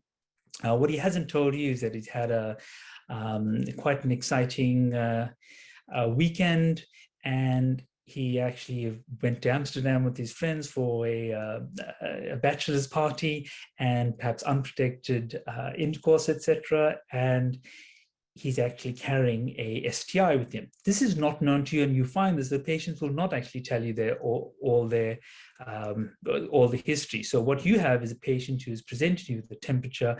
He does happen to have other symptoms or inguinal lymph nodes, penile discharge, and you say, right, you make a diagnosis. Once again, comes back to antibiotics. Bringing it current and relevant to today is the unknown unknown. The patient presented with the temperature, doctor thinks, well, patient has a temperature, and this was COVID. It was an unknown unknown, not known to the person who had the temperature and not known to the medical fraternity. It was completely unknown. And therefore, the Johari's window from the 1950s actually shows that point. I'm going to quickly move on to my next slide. I brought some references here, just in case you wanted to have a look at them. There's lots of them, but I do know medical colleagues, it's always helpful to know that there's a source to all my gibbering on. This is one of my favorite slides, which I often explain, is that Nelson Mandela said, "You gave us Gandhi, we returned him to you as Mahatma." And this I see as the key area that fantastic institutions like WITS could actually take on board the immigrant nature, where we are a melting pot of so many different cultures that, as can be seen from this alumnus, we have spread all over the world to have done amazing things. And I think, I appreciate I'm running out of time, but I think the synergies and the ability or the humility of these gentlemen, I am very proud. I'm proudly South African and of Indian heritage. So it makes me exceedingly happy to be part of this event. And I think I'm almost at the end of my slides. Yeah, this is my finale, which is what the first do no harm, but well-being is co-created. The NICE Institute of Guidelines has often been mocked as being the National Institute for Cutting Expenses. And it's one of the things that doctors actually need, and allied health professionals need to think. No guidelines are needed. And this is on the basis of one of my personal bugbears, is the art of clinical medicine being lost, in that we're so based on, shall we look at this guideline? Shall we consult with that? Actually, there's a patient in front of you. It's the art of medicine that needs to be. And finally, it's all about perspective. I shall let you, I'm hoping that you can see the cartoon, and that, I believe, is my last, if not second last slide. So thank you so much for your kind attention. I'd love to have questions, very much open. There's my contact, easier DocVish, and thanks so much, Vishal. I think we are running a bit over, but I don't think it's all due to you. But thanks very much for that very enlightening presentation.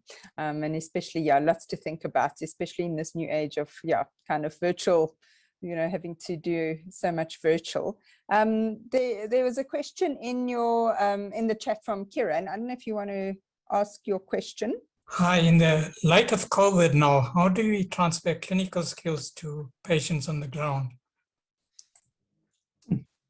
Good question. I think there's a good element of patient accountability in that it's wearing masks was actually was superbly well carried out in many parts of Africa, where people just adhered to the rules, kept on a mask. The transmission was decreased, and it's sense and sensibility, because one of the key areas which has been mentioned is natural immunity, is that patients who actually look after their overall health would in fact be better than just, well, of course, where the vaccines are being rolled out, but a sense of natural immunity, getting your weight down, being aware of what you're eating. And I must, there are a lot of Ayurvedic and alternative type of supplements that could also assist with your natural immunity. But of course, that's a whole different discussion. Thank you so much. And I look forward to hearing from people and taking this forward, because I think we're on the cusp of something quite amazing.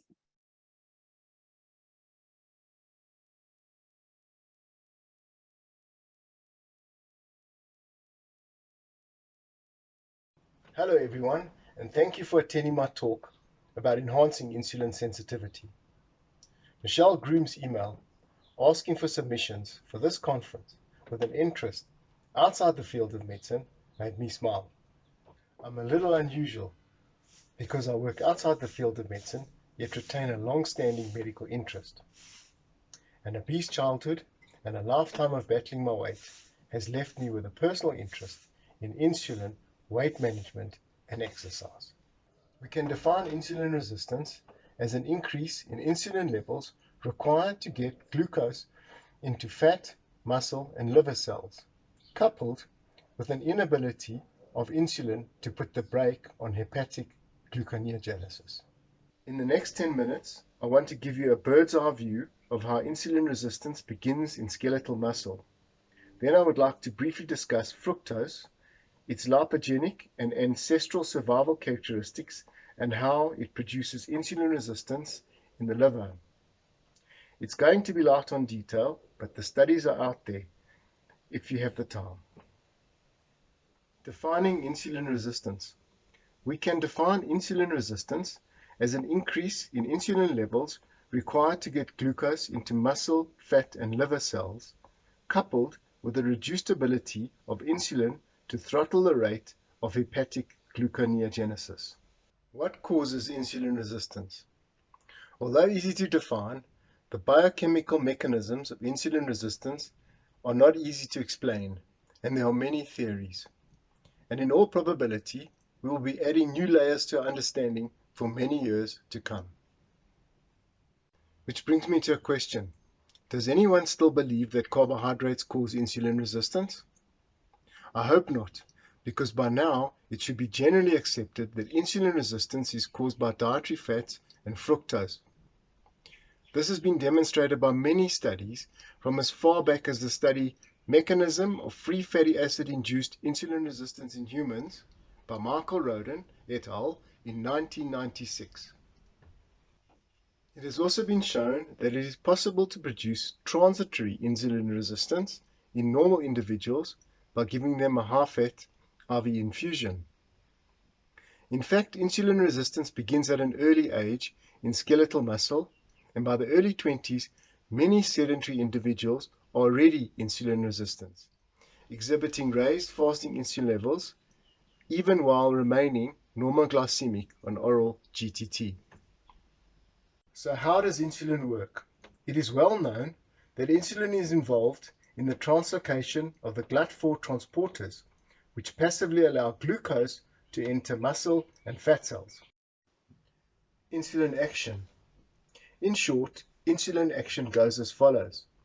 Insulin binds to a muscle cell, becomes autophosphorylated, and turns into a kinase that then acts on IRS1, which in turn activates PI3 kinase, which then, through a series of steps, causes the translocation of the GLUT4 transporter and the entry of glucose into the cell. Note that PI3 kinase activation is a required step. For a more detailed and erudite explanation on this mechanism, I urge you to listen to Prof. Gerald Schulman's 2018 Banting lecture on the mechanism of insulin resistance. It's on YouTube and it's a great show. I have watched it more times than your grandchildren have sat through Snow White and the Seven Dwarfs. But wait, there's another way. Exercise. This insulin-independent pathway also leads to the extrusion of GLUT4 transporters. In fact, exercise is so effective that some type 1 diabetics are able to use extended bouts of low-intensity exercise to significantly reduce their insulin dosages.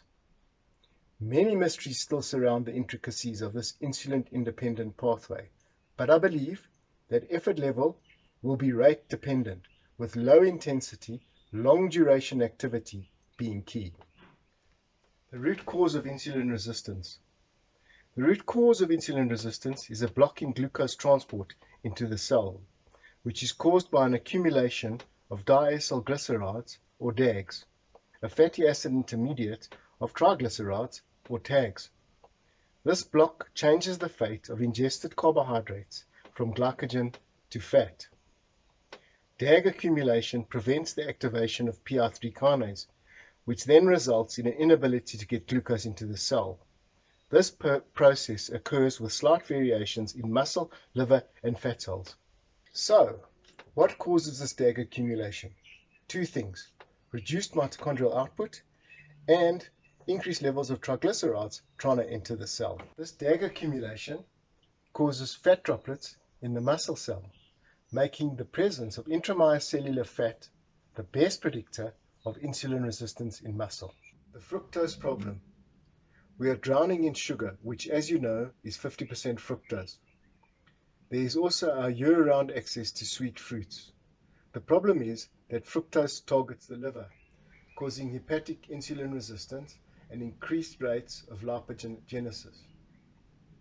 For many animals, including humans, fructose is coded as a survival signal, warning of looming challenges such as drought, famine, or winter.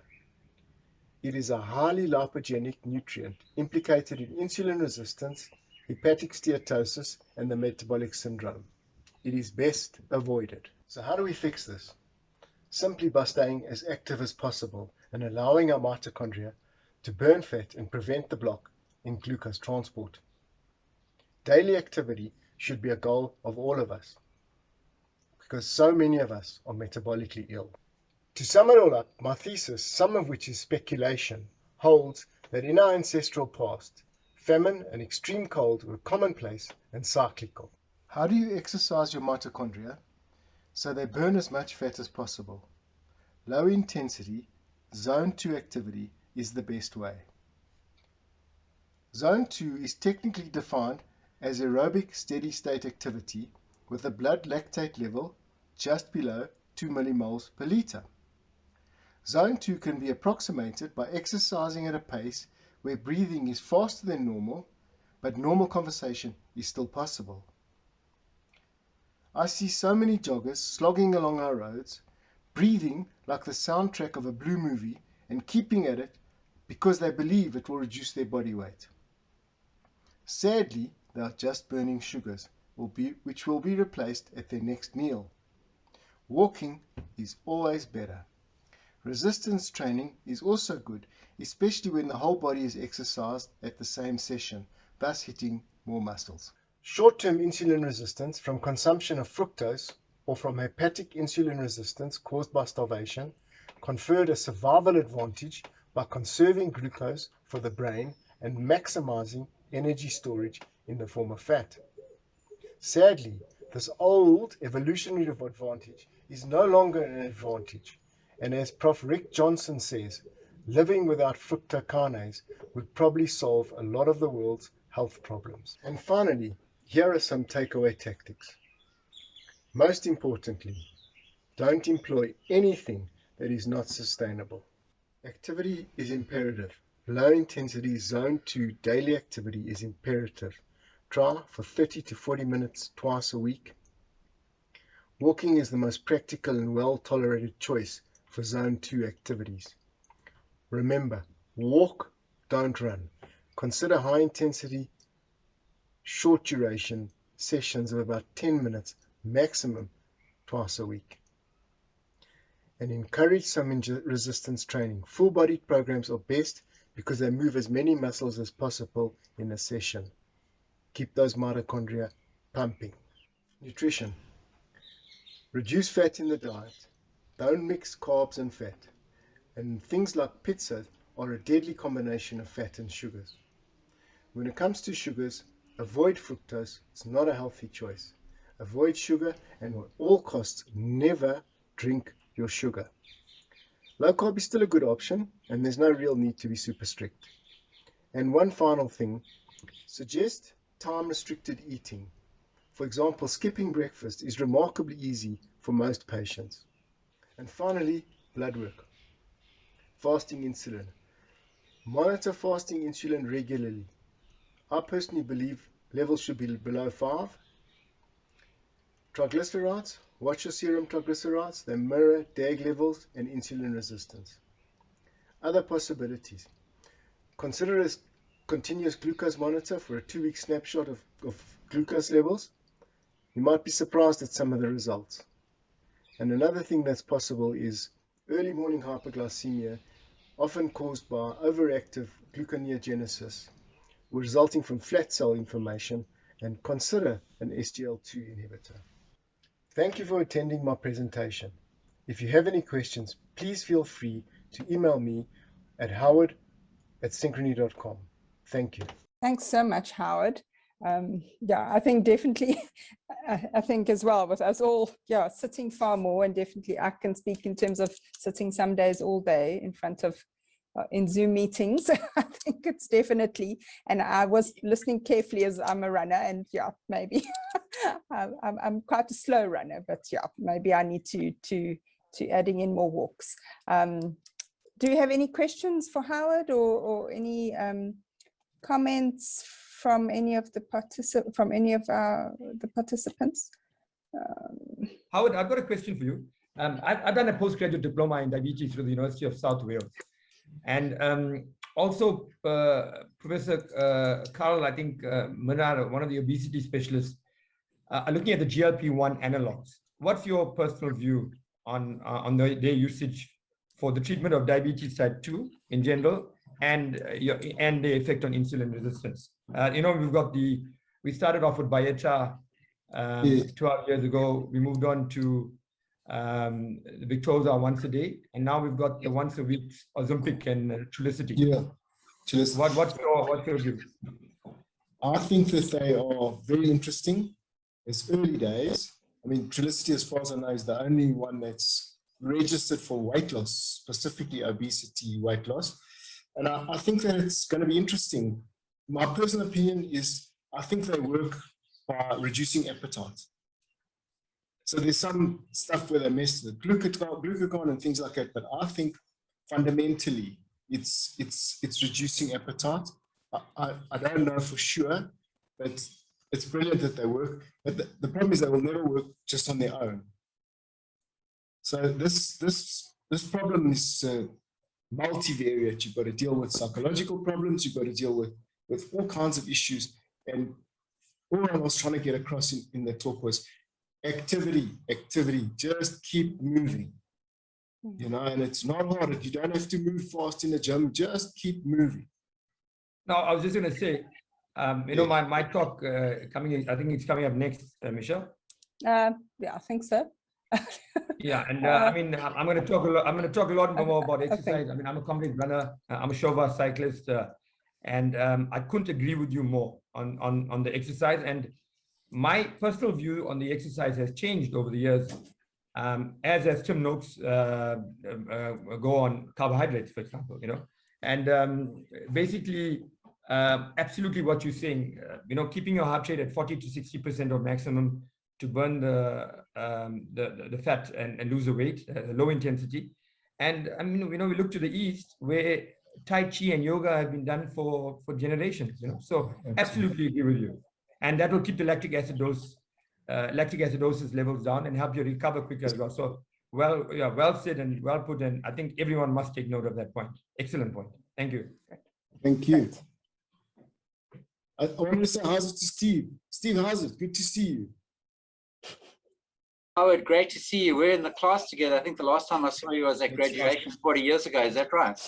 Yeah, you look like one of the parents, but I'm glad to see you. And great talk, by the way. Sorry, but you as well. Appreciate it. Thank you very much. Perfect. Maybe you guys can catch up after this or take each other's numbers or emails. Okay, Didi, I'm not. You've got the program there. I'm not too sure that Pubolan's on right now, but yeah, let's move forward. Ian, you've got your hand up. Yes, just one little quick comment on the question of exercise.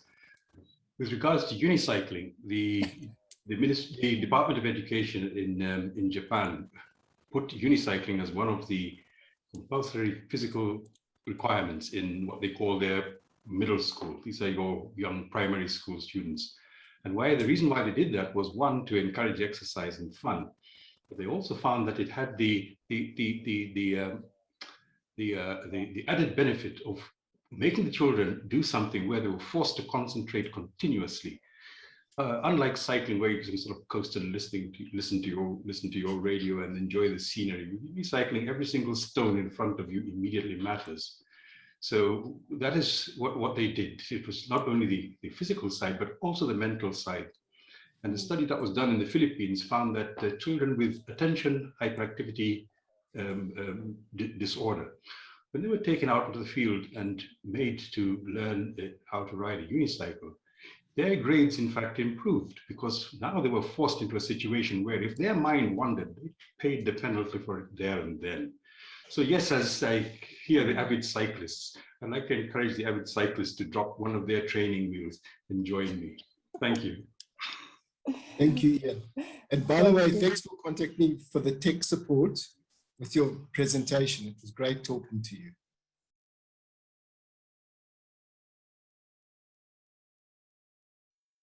Hello everyone, and welcome to my presentation for today.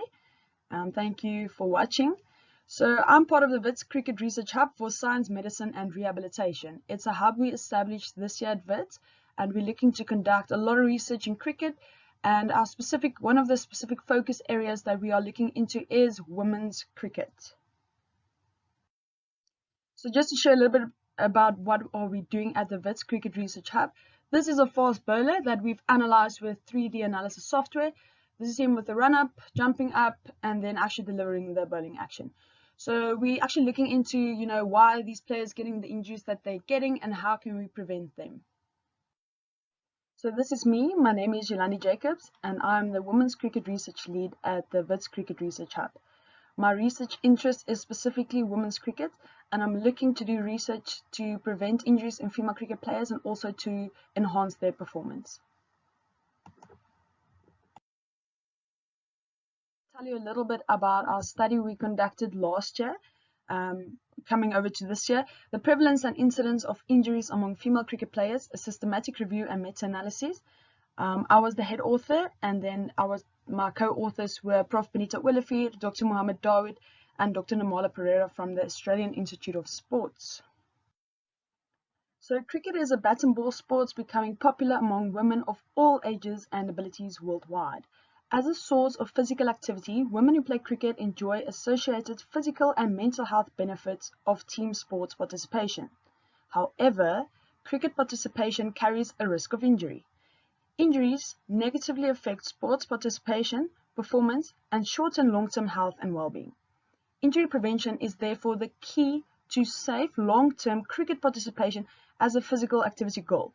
Epidemiological data are needed to underpin evidence-based injury prevention strategies for these players.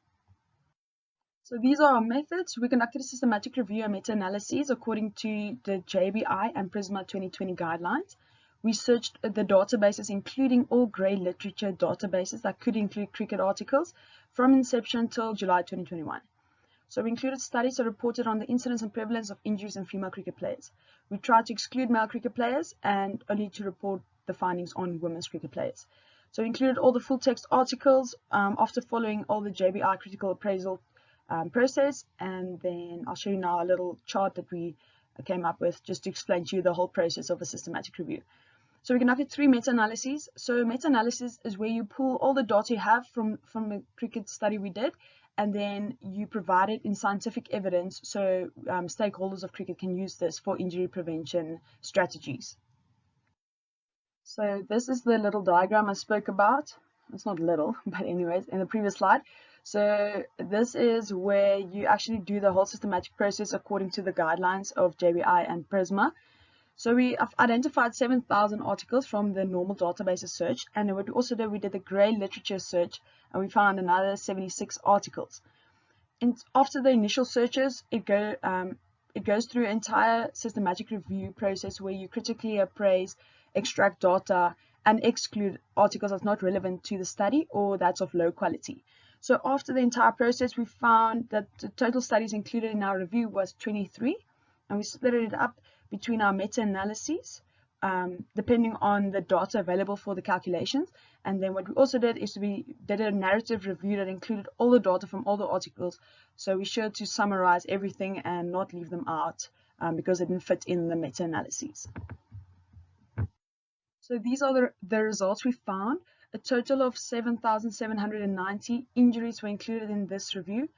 The 23 studies that were included, 12 of them were from Australia, 6 from United Kingdom, 2 from Bangladesh, 2 from South Africa, and 1 from New Zealand. The overall injury, IR, stands for injury incidence rate. So incidence rate is calculated the amount of injuries divided by the time spent on either at matches or at the practice. So we found that for women's cricket specifically, there was almost 72 injuries per 1,000 player hours. And then we divided it into time loss and non-time loss injuries. So time loss is where the players are injured and cannot participate in a cricket match. And non-time loss is where these players are injured, but they still go ahead and participate in the cricket match. So we found that time loss injuries were a lot less than non-time loss injuries. Another thing we found, a second meta-analysis, were the overall injury. The 2P stands for prevalence proportions. That means we look at the amount of players that's injured versus non-injured. So we found for community level that 60% of players get injured throughout a season, and elite level 65%, which is a little bit higher than the community level. The third meta-analysis included the overall incidence proportion for community level. So that demonstrates the amount of participants in the area of where cricket is played, how many of these players actually sustain cricket at the community level. So we found that there's almost 6 injuries per 10,000 people in the area. So just to show you how meta-analysis looks like. So what you do here, you pull all the data available from the relevant studies and you come up and summarize them in a scientific way to provide this as data for your systematic review. So just to summarize a few things. So we found the fast bowler were more frequently injured than the other player roles. And when the fast bowler was injured, the most frequent injury or body region injured was the shoulder, followed by the ankle, foot and toes. And the third most prevalent body region was the wrist, hand and fingers. So this is our second diagram here of the female athlete. So we found that fielders are most frequently sustained, so they get more recurrent injuries than the female bowler. And the kind of injuries they get was number one with the highest incidence was wrist, hand and fingers, followed by the knee, and third highest incidence was the head, neck and face. So just to conclude, what we found is the injury incidence rate for men's cricket was lower than for female cricket, and then the injury incidence rate for women's cricket compared to other women's sports, we also found that women's cricket were more frequently injured. What we also observed is that injuries at elite levels happen more frequently than injuries at the community level. So we are suggesting that given the high incidence of the hand and finger injuries among the female fielders, it's possible that some of these fielders have adapted to different catching and fielding techniques that predisposes them to hand and finger injuries. Another thing we're suggesting is that there could be range of motion restrictions in body regions such as the shoulder, trunk and lumbar region that could contribute to the injury sustained by the female fast bowlers. And then the last thing we concluded here was there's skills training needed to reduce the visual reaction time to see if we can maybe reduce the risk of injuries resulting in head impacts. So yeah, that is our study. All right, so that's it.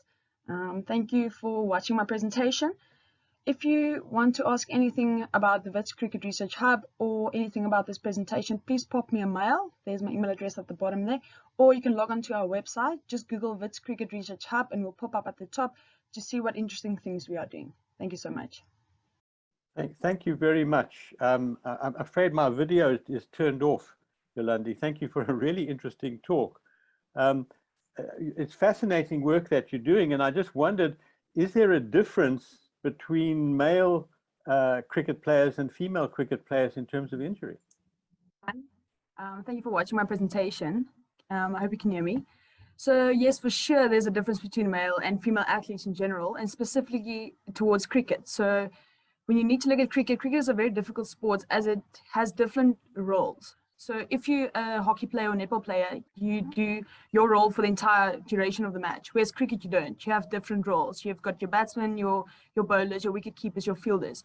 So, you know, we have to compare male and female for each of these roles. And what we found is they are for sure different. You know, just the female athlete is a whole different aspect than the male athlete. So what my special interest is female fast bowling versus male fast bowling. And we currently, my next research topic is on like how does the male and female action differ, and we actually found that the female has more of a throwing action, whereas male use more linear momentum, as in they're faster and stronger, so they don't need to, you know, use as much power during the action as much as they just build up their momentum and deliver the ball. So things like that predisposes these athletes to different kind of injuries. So we actually, the conclusion of all of this is just means that, you know, females can't have the same injury prevention strategies as the males. So they're different. Different research needs to be conducted on these players. And yeah, so we just need to spend a little more time on the female side of things. I absolutely agree with your last comment. And it's fantastic work that you're doing. I just wonder if there are any questions coming out? No? Hi. Yeah. Sorry, Puman. Hi, Alani. Hi. Fantastic presentation, and you know, it's so good to see women's sport being played, especially the cricket, you know, and shown on TV, and you know, awareness being made worldwide, and the quality of cricket. I mean, I was watching the Indian series, the Indians against the Australians, absolutely amazing. And our South African team, I'm sure you guys are helping them to improve, and they're doing better and better. The funny thing is that in my generation of obviously being in Wits in the late 90s and early 2000s, we had a very, very famous all-rounder who's a Wits graduate. Can anyone guess who that is? Richard Snell. So he was a bit of a middle order pinch-hitting batsman and a fantastic swing bowler, and one of the Wits graduates that's one of probably our best sports stars. So the thing is that in terms of the cricket research, the other thing that I'd just like to tell our fellow participants is that Hashim Amla, the retired South African captain, sister Miriam actually qualified at Wits, so she's a Wits graduate, and she's working in Durban now as a general practitioner. I think, Jolandi, what's helped the decrease in amount of sporting injuries over the years has been the change in equipment. So in the past, especially in the up to the 90s, the fast bowlers used to use a lot of hard leather boots in order to get a firm grip, and that's when we used to see the stress fractures in the lumbosacral spine and shin fractures as well. But now that the shoes are much more comfortable and the technology is improved, I think we're seeing fewer injuries amongst the male players. Is that happening amongst the women players, I'm sure, as well? Yeah, so it's difficult to compare, as in women have only been playing cricket like professionally now for the last few years. So it's actually so hard, you know, following back on the women and how they played and with the equipment and so on. So I must say, since the women's games got more professional over the last years, the equipment's already like been up to standard. So I think that's something that'll be more prevalent in males than females. But it's definitely something that's, you know, worth looking at. But yeah, in the women, I don't think it's as relevant. But it's very interesting, I must say. Yeah, no, thanks for that. I definitely agree with you. And what I found, you know, working, consulting to the couple of the cricket teams here, and also having played SC University Cricket Week, luckily once in the undergrad days, the core strengthening is of utmost importance. And I think for the female players that would also be, you know, so with proper isolation of the TI muscle, you know. So, you know, with the hollow breathing first, because everyone seems to be, you know, obviously everyone thinks they're doing core strengthening, but if they don't isolate their TI muscle, you know, it's not true core strengthening. And I treat so many of these from amateur to semi-professional and high league cricketers in KZN, where they're coming through with back problems. And the thing is that their core strength is weak. They don't do any proper stretching and warming up. So there's no conditioning being done, you know. And I'm sure your program there is going to help us get that out and get the word out in South Africa. So thank you very much. Much appreciated. Thank you. And please keep Thanks, watching our thanks. pages and just your Wits Research Hub for any upcoming research and fun things we can share with you. Thank you so much, everyone. Thank you, Yolanda. And please don't hesitate to contact us if we can be of any assistance to you. It's a really interesting work that you're doing.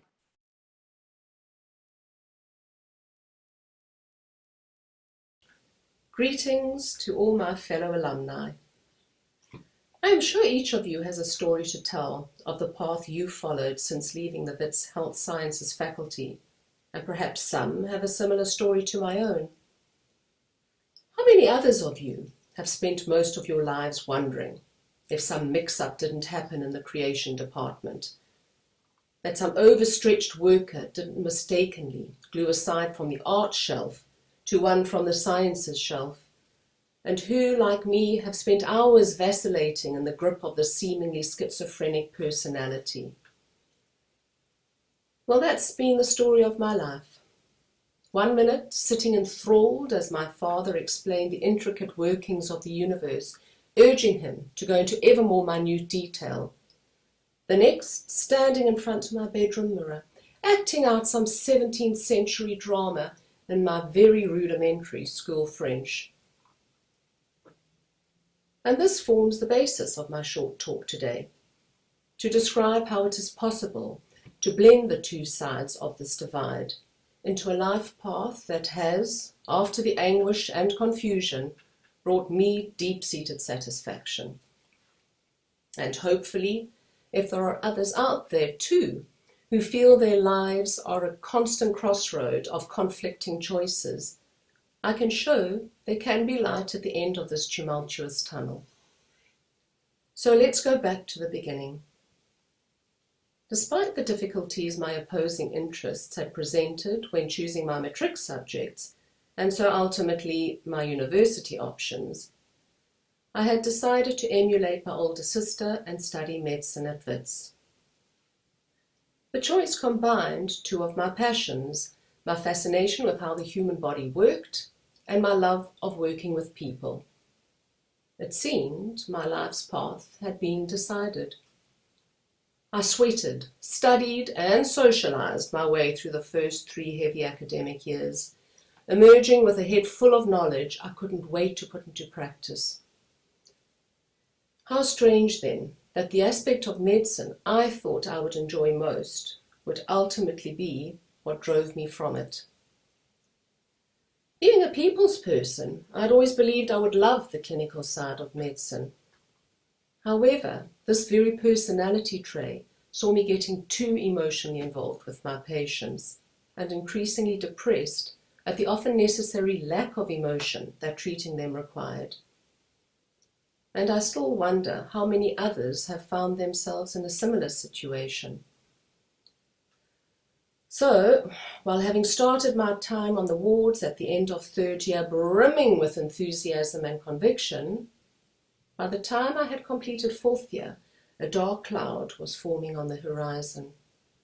I felt both at odds with my medical student duties and increasingly isolated from my fellow students, who all seemed blissfully content in contrast to my downheartedness.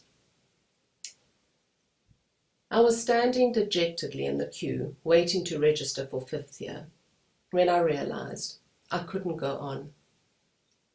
That same morning, I sought out the student counsellor, who recommended taking a year's break, using the time to get my BSc in laboratory medicine, and my place would be kept open for me. Well, folks, I blossomed. Suddenly, I was no longer a mere number in a vast class of 200, lost in a sea of lecture theatre seats, but on my own, working one-on-one on my penicillin resistance research with the wonderfully warm and supportive Prof. Kuhnhoff and my exacting yet highly motivating tutor, Keith Klugman. My BSc passed smoothly onto an MSc, having reached the difficult and soul-searched conclusion that medicine wasn't for me. I did, however, resist pressure to go on and do my PhD, choosing rather to launch myself into the job market. It was the start of the 90s after all, and my sole objective was to get onto the first rung to ultimate yuppiedom. My idea had been to get a job in the marketing department of some pharmaceutical company, but they were all based in Johannesburg, and with a boyfriend pulling my heart towards Durban, I had to endure a stream of letters beginning, "Thank you so much for your interest, but," before I finally accepted what I thought would just be a stopgap job at a market research company. My prospects were sure to change. I soon began to enjoy the tools of my new trade. There was lots of data analysis, albeit into the washing powder preferences of South African housewives rather than antibiotic resistance, and lots of client contact. It was also my first exposure to how multiple languages could all elicit the same information, as every questionnaire had to be translated into Afrikaans, Zulu, and North and South Sotho. I soon felt I could greet anyone, anywhere in the country. It was a liberating feeling and one that has stayed with me, this ability of language to open invisible doors. Around the same time, I enrolled in a basic Italian course at Natal University's night school. As my mother said at the time, "Finally, Ingrid, you can learn a language that goes with your constantly gesticulating hands." It was a decision that would change my life irrevocably. Our weekly classes were given by Mariella, a tiny, blonde Sicilian bombshell in the positively explosive sense of the word. Each lesson would start with an introductory video showing sweeping views of the Amalfi coastline, accompanied by the stirring lyrics of Volare. And so began my love affair with Italian. In 1994, I spent 5 weeks travelling the length and breadth of Italy. It was to prove an auspicious year in more than just political terms. Exploring the hidden Jewish quarter of Venice, climbing to the top of Milan's soaring Duomo, haggling over bag prices at a Florence street market, and eating my first genuine Neapolitan pizza in Naples. I was smitten. This was where I wanted to live. Back in South Africa, I applied to a number of pharmaceutical market research companies in Italy and was offered an interview and then a job by a small privately owned agency in Milan as a researcher on the international research team. By June of 1995, I had moved out of my apartment back with my parents and sold my car, all ready for the big move. Unfortunately, my plans coincided perfectly with Italy's recent big anti-corruption scandal cleanup, named Mani Pulite, or literally clean hands, which saw every bureaucratic process being put under a fine microscope and consequently taking 5 times as long. For an extracomunitaria, i.e. someone coming from outside the EU, it ended up taking 6 months and 2 premature farewell parties for my work permit to finally come through. But come through it did, and on the 7th of December 1995, I touched down in a cold, misty Milan. I lived through the initial months in a state of ecstasy and agony. Ecstasy at finding myself in a city where I could go and see the Mona Lisa on a Saturday morning and a performance at La Scala the next evening. History, art and culture, which I'd only ever read about in books or seen on TV, were now all around me. And what a difference my work life was compared to Durban. There, a long-distance business trip had meant a flight to Joburg. Now I was catching early bird flights to Madrid, Frankfurt, Paris, Stockholm. I was in my element. But the agony was having to live through all this in a foreign language. Although at the time there was a fairly large American and British expat community living in Milan, being Italy's commercial capital, I realized the only way my rudimentary Italian would improve would be by mixing with solely Italians. I was in bed in tears by 8 p.m. every night during my first 3 months. Tears of intense frustration at never having sufficient words at my fingertips to describe the mind-blowing experiences I was living through. The equivalent would be someone asking you how you felt having reached the summit of Mount Everest and only being able to reply, "It was nice." At the start of 2001, frustrated with the increasingly managerial aspects of my job, I made the scary decision to go freelance. As a foreigner, I was faced with the risk that if things went belly up and I was unable to produce proof of income, I would be on the first plane back to South Africa. But that threat proved an amazing incentive to make my new business work. Over the course of my 16 years in Italy, with a burgeoning fluency in Italian, I had also progressively moved from pharmaceutical market research into medical translation work, the latter proving an enjoyable counter to the increasingly demanding clients, ridiculous deadlines, and cut-rate budgets of the market research industry. In 2012, however, I decided it was time to move back to South Africa. By then, my translation work had become my principal profession, as it is to this day. And what I love about my job, apart from the language-enriching experience it offers me, is that each translation covers a different area of medicine, from cardiac surgery to colonic cancer, from drug adverse events to new drug indications. My translation work is often related to current research or upcoming clinical trials, so allowing me to also stay at the cutting edge of medical developments.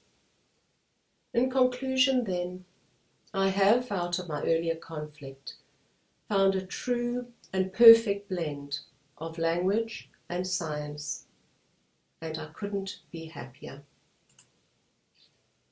I hope you can hear me. Ingrid, that was absolutely beautifully done. You know, you are so articulate and eloquent, and interestingly quite revealing and quite exposing of yourself, which is a very interesting and been fascinating for me to watch you. And I think that you are lucky. You have, you know, the medicine is really a very broad church, and whatever it is that you really want to do, you can actually find that particular place within it. You don't have to leave it to do anything else. And so I really, it's been wonderful. And I'm pleased that that is recorded, because I would just love my young son to listen to you, because he struggles with the same dilemmas that you do.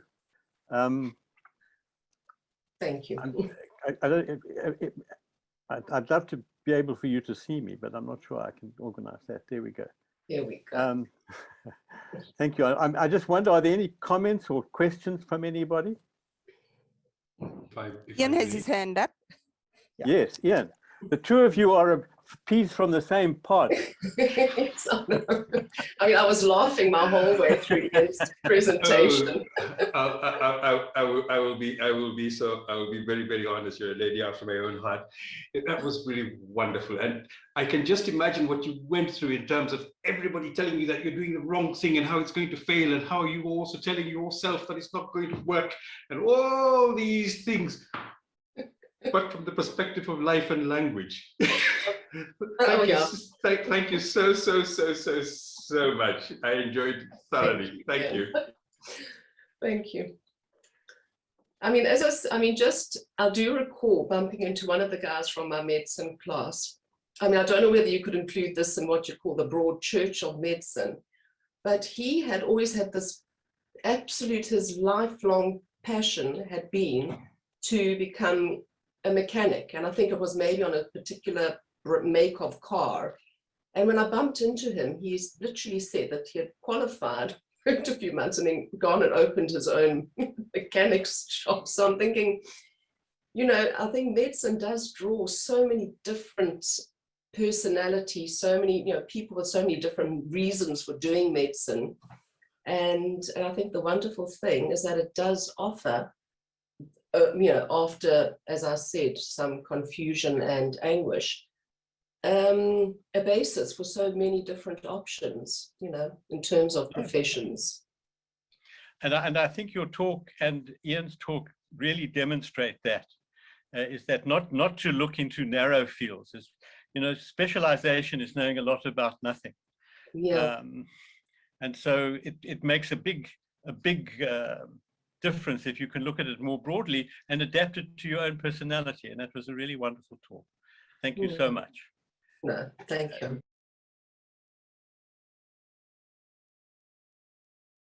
So my talk, is on sports medicine and being a sports medicine physician, having done the MSc coursework at WITS under Dimitri Constantino, Professor Dimitri Constantino. But the current head of sports medicine, sports and exercise medicine, which is the full term, is Professor John Patricius.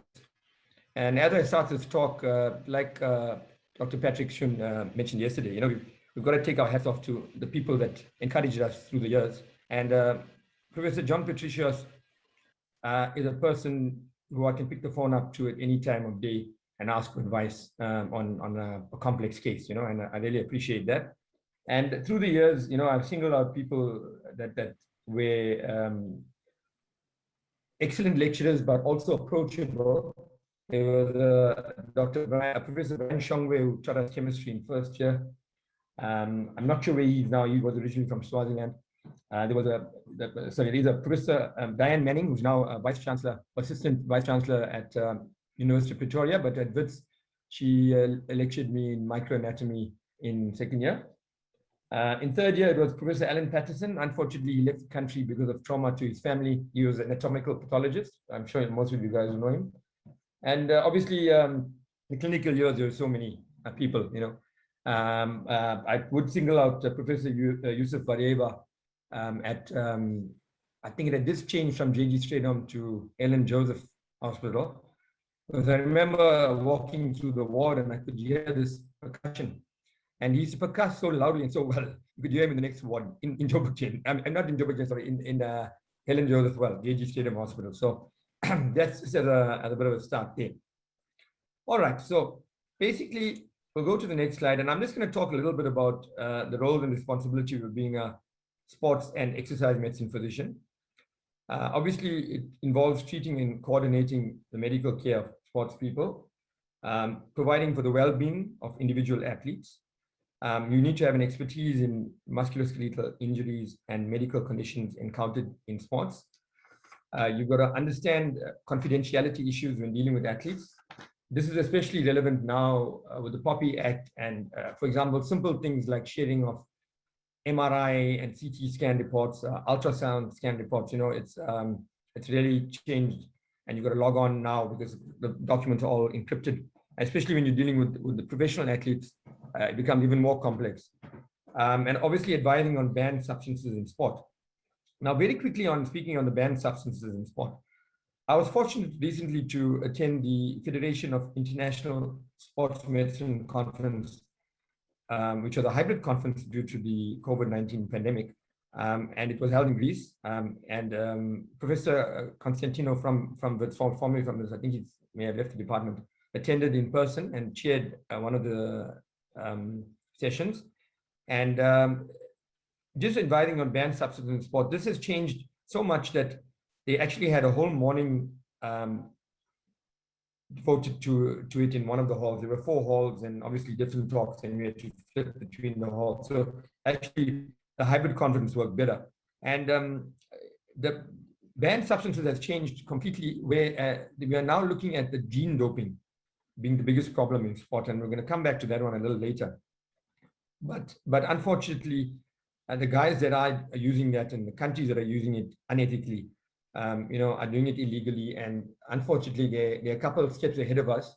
Obviously, I mean, recently in the last couple of years, one of the British cycling teams was caught with prohibited substances, and obviously the Russian fiasco was all over the news. But unfortunately, that is the tip of the iceberg, and it's worse than that. But we'll come back to what's being done to counteract that.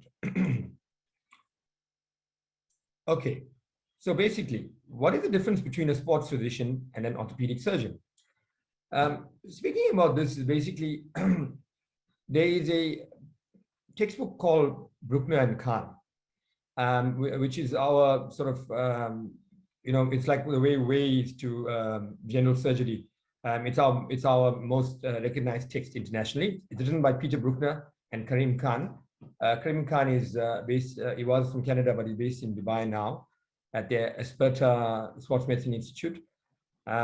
Peter Bruckner, who I've had the good fortune of meeting on a few occasions when he's come to South Africa, has been the Liverpool Chief Medical Officer and also the team physician for Liverpool Football Club, the Chief Medical Officer, and for the cricket, the Australian cricket team as well. Sorry.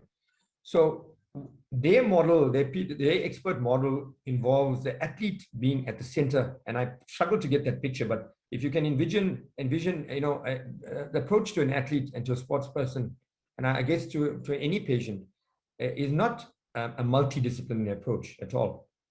It is an interdisciplinary approach.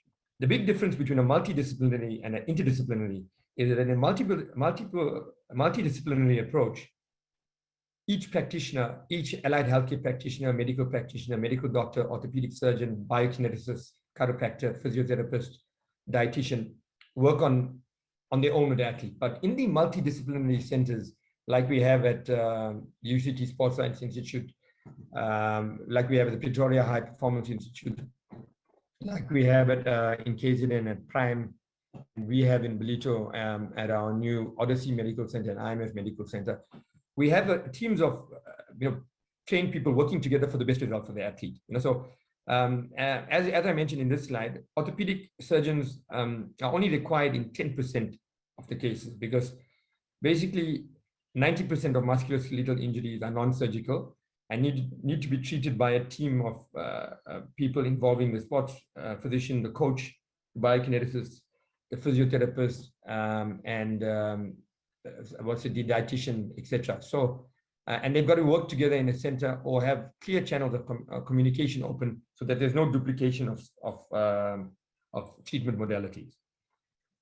So the sports and exercise medicine physician basically helps to maximize and tailor non-operative treatment, guide appropriate rehabilitation programs and therapies, and when necessary, expedite referral to our surgical colleagues. And therein as well, we don't use general orthopedic surgeons. For example, in Durban, a normal general orthopedic surgeon would focus on the whole body. You then get an orthopedic surgeon who has a fellowship, for example, in the upper limb, and then you'll get a person that is dealing with sports injuries. And we have several around the country, and we know who to refer to for the different areas, because a normal orthopedic surgeon or just a person with a normal fellowship and not the sports fellowship will be able to get a person walking again. But now we need athletes to get back to, when you're walking, basically the force going through your feet is your weight times 10 in pounds. In terms of force. In kilograms times 10 in terms of force. When you're running, the strain that goes through the ankles and the knees and the hips is 10 times what it is when you're just standing. So it's getting that athlete to be able to return to exercise, to face strenuous force, not just gentle walking. So the sports and exercise physician, we are extensive training, needs extensive training in broader disciplines. For example, in concussion, we're lucky, Professor Patricia, who I just spoke about, runs Concussion SA, and they have a fantastic training available for general practitioners who serve at sporting events and for sports physicians as well. You need some knowledge in diagnostic and interventional use of ultrasound to guide treatment. It's important to learn and do the course in ultrasound, which is very difficult. For example, in Durban, I use a radiologist who has a fellowship in sports medicine imaging to assist in that regard. And then you've got to treat athletes with acute and chronic illnesses, including diabetes and asthma. And obviously, for example, yesterday I was filling out a therapeutic use exemption form for a rugby player who has a scholarship to play varsity cup in the University of the Free State. And obviously, we can't just use any inhaler. You've got to use one that's not prohibited by WADA or the South African Institute for Drug-Free Sport, SAIDS, which falls under WADA.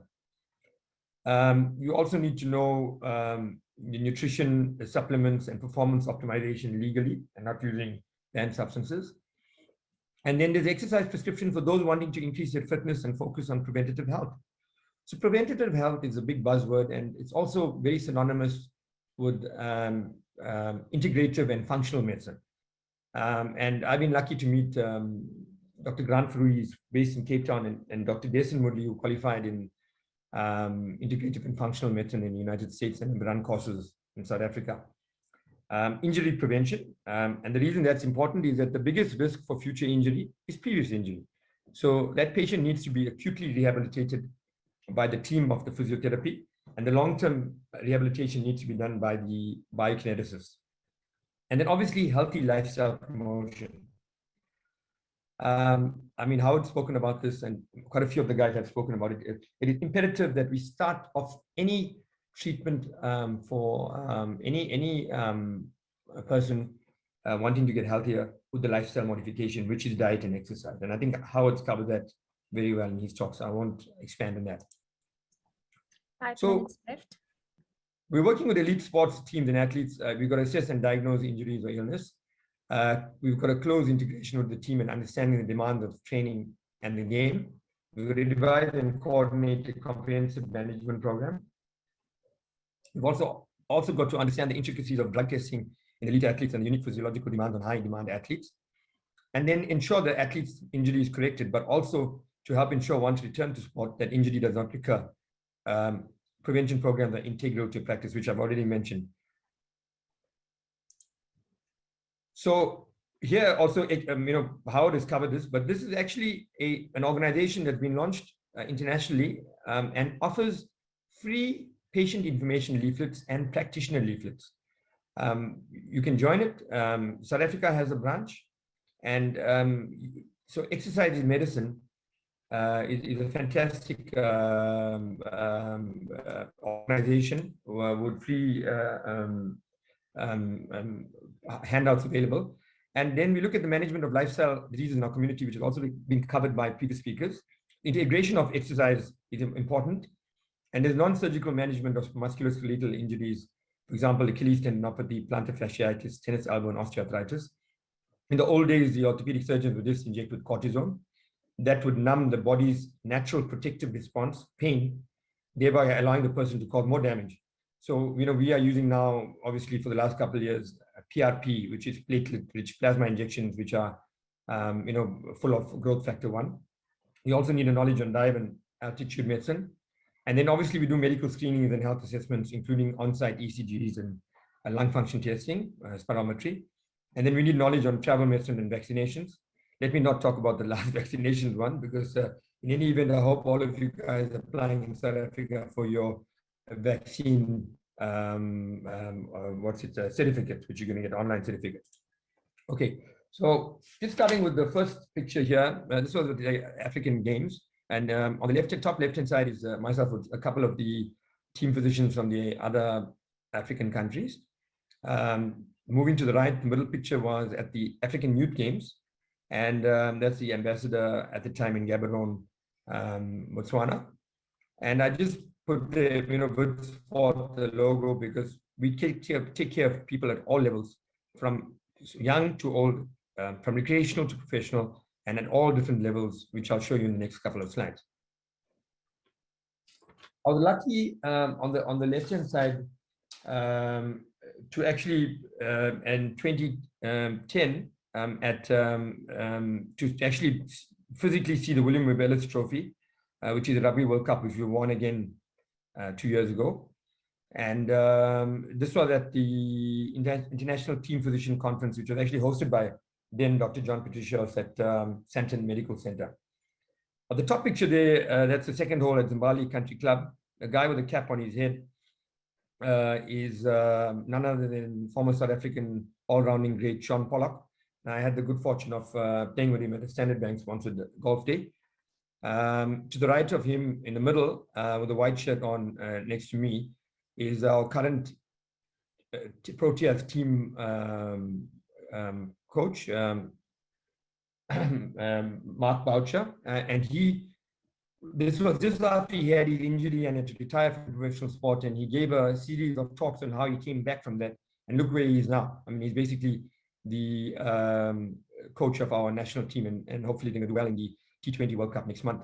On the right hand side there is Butch James, South African fullback legend and Sharks legend as well. So in my journey as a sports physician, obviously the top left there also with our South African Taekwondo team at the African Youth Games. I've met, many people. On the right hand side, the guy with the first up is none other than, Americans call him Francois Botha, but it's Mr. Francois Botha, who stood in the ring with Mike Tyson and also fought against Lennox Lewis, etc., and beat Lennox Lewis, the former world heavyweight champion. That was at a boxing event where I was the doctor, and he was actually commentating with Stanley Christodoulou, who's South Africa's most famous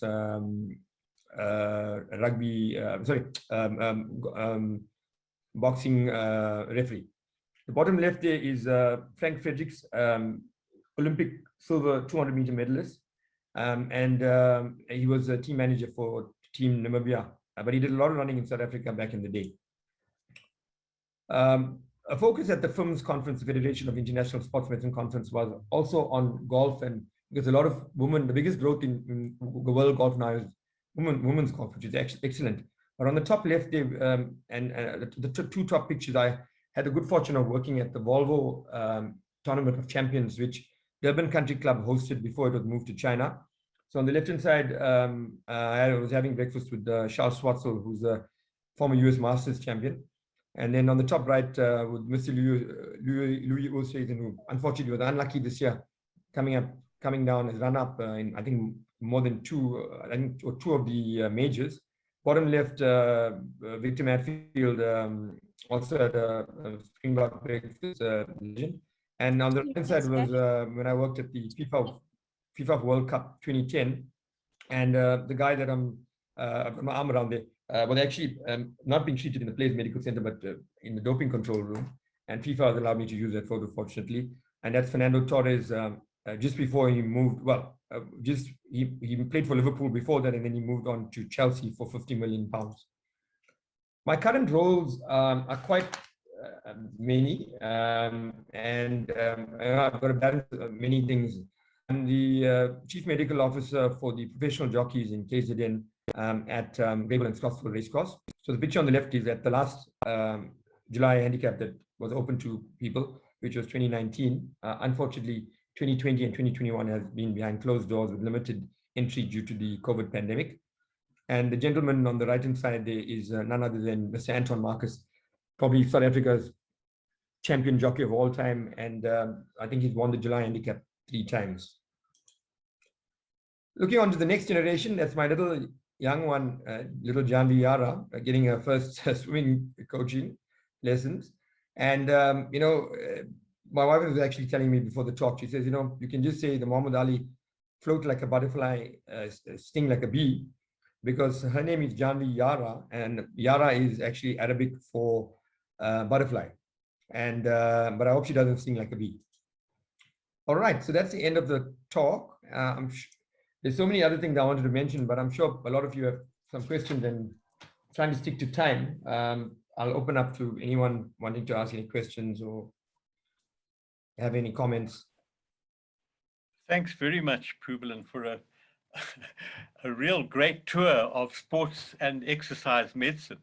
I mean, it was a remarkable, the broad and depth of what you've been doing, and with whom you've been had a great fortune to have met and known in some kind of way. I just wonder, are there any questions for Pubulin? Look, I've got my email address put on there, and okay. Because just very quickly, going on, just expanding on what Howard was talking about, but going one step further, we've got actually Dr. Danny Myersfield, who's a Wits Medical School graduate as well. He's got a PhD in genetics, And I've actually sent him the invite. I hope he's online. And I work very closely with a DNA analysis company, which he's the CEO of. And we do DNA analysis of all our elite athletes. And then we personalize their nutrition working with a sister company called tailorblend.co.za. I've left my email address on there. These are two locally based companies who have international feet. I mean, the DNA analysis company has its head office in other head offices in London and Belgium. And TailorBlend allows you to personalize one legal supplement based on a person's DNA. Now, that's one of the reasons I asked Professor Shun last night about that. But the thing is, obviously, part of your genes you can't change, you know, it's basically, genotype and phenotype. So it's what you put in as well. So, but with the DNA testing, we are able to see whether you have problems with methylation, inflammation, things like that. And I can tell you the results are nothing short of amazing, because you have these athletes that end up going into a pharmacy or going to a dietitian and coming out with 2,000 or 3,000 rand worth of health supplements, but they may not be needed or necessary or beneficial for that specific athlete. So doing the DNA testing and working with the TailorBlend company allows you to personalize the treatment, and it's called nutrigenomics. So that's the biggest growth in sports medicine at the moment, and has helped us get the best results for the elite athletes that we work with. And I'm fortunate to work with a lot of them that are based in KZN and in Ballito in particular, where I stay. Well, there's a comment from Sandy Evans, who says it's a pity that youngsters contemplating science-based careers don't really see the possibilities, and particularly hearing this particular talk. And maybe we can find a way to take this talk broader than the field of the alumni, and maybe into schools or people who's studying medicine early on, because it's not a central discipline in the medical Absolutely. curriculum, and it's obviously one that has got lots of application elsewhere. And Puvlin, I just want to thank you very much for a really cook's tour of sports and exercise medicine, and look forward to being in contact with you about a number of things as well.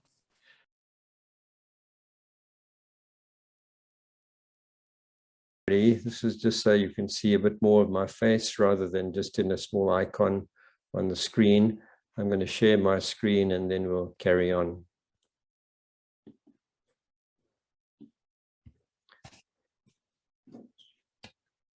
So what I'm going to be talking about today is the original medicine, this medicine that will never change and hopefully will never be overrun by the allure of technology and science.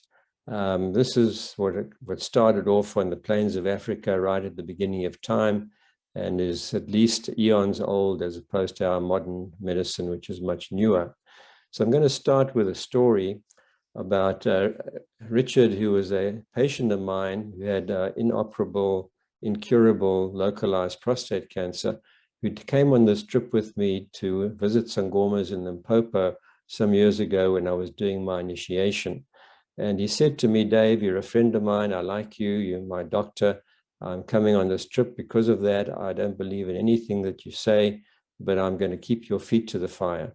So when we met these two women, I suggested he have a divination, which he did. And this woman was very interesting because she said, "You've got something eating you up down here." And she pointed down deep into her pelvis, "eating you up like a crab." She said, "You have no control over your water." He was incontinent from the prostate cancer. "And that you are not long for this world unless you talk to the ancestors," which he did, in fact, because she gave him muti and rituals to do, and he lived another 25 years, and he really changed his life and became a believer just from that experience. So I want to move from the Cartesian Newtonian model, the cause and effect model that we had in medical school, beyond the mind-body integrative model, to medicine that's not localized in space and time. So what does that mean? It means that if you, say, had a divination around the end of 2019, the Sangoma might say to you, "You're taking a trip, you shouldn't go, it's too dangerous." And say you were going to China and you cancel the trip and you found out later that it was the time that COVID erupted in China. This can be life-saving information sometimes. That's information not localized in space. Information not localized in time comes from the ancestors who know your karmic life book. They know your book of life. They know your destiny. They are there to help you with that and to guide you along the way. And they can at least see partly into the future and help you with future events. In reality, we are all just particles orbiting in empty space around other particles. We appear to be solid, but we're not. We are vibrational organisms. We are quantum organisms. Our brain is not our consciousness. Our consciousness is beyond the brain, and we can all tap into this non-locality. Some are better at it than others. So these are different varieties of psi or paranormal experiences.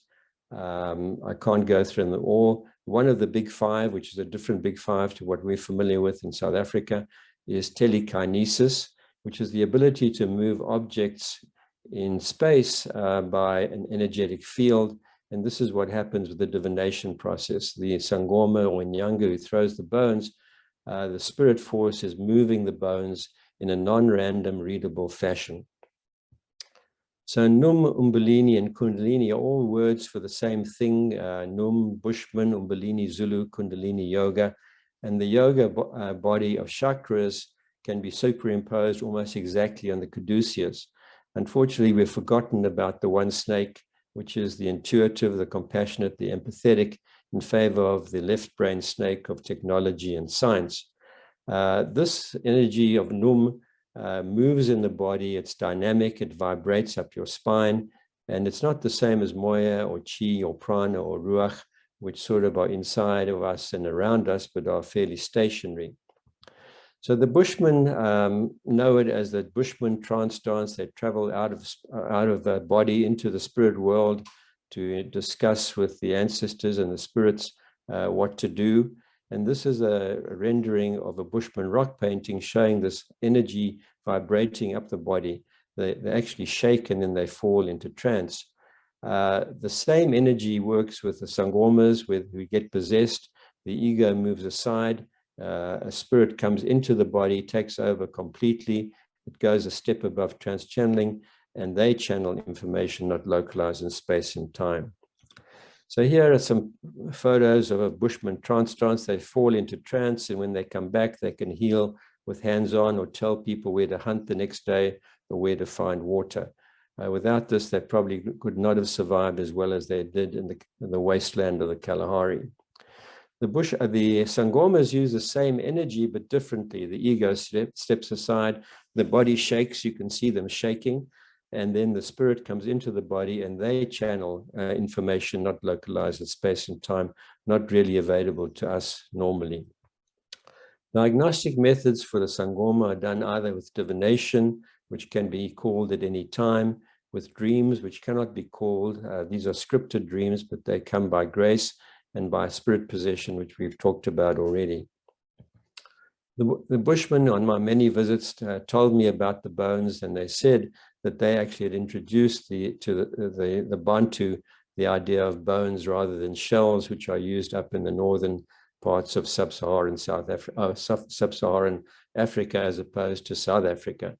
They also showed me that they had these 6 wooden pallets. They were 3 female, 3 male, each with a light and a dark side, and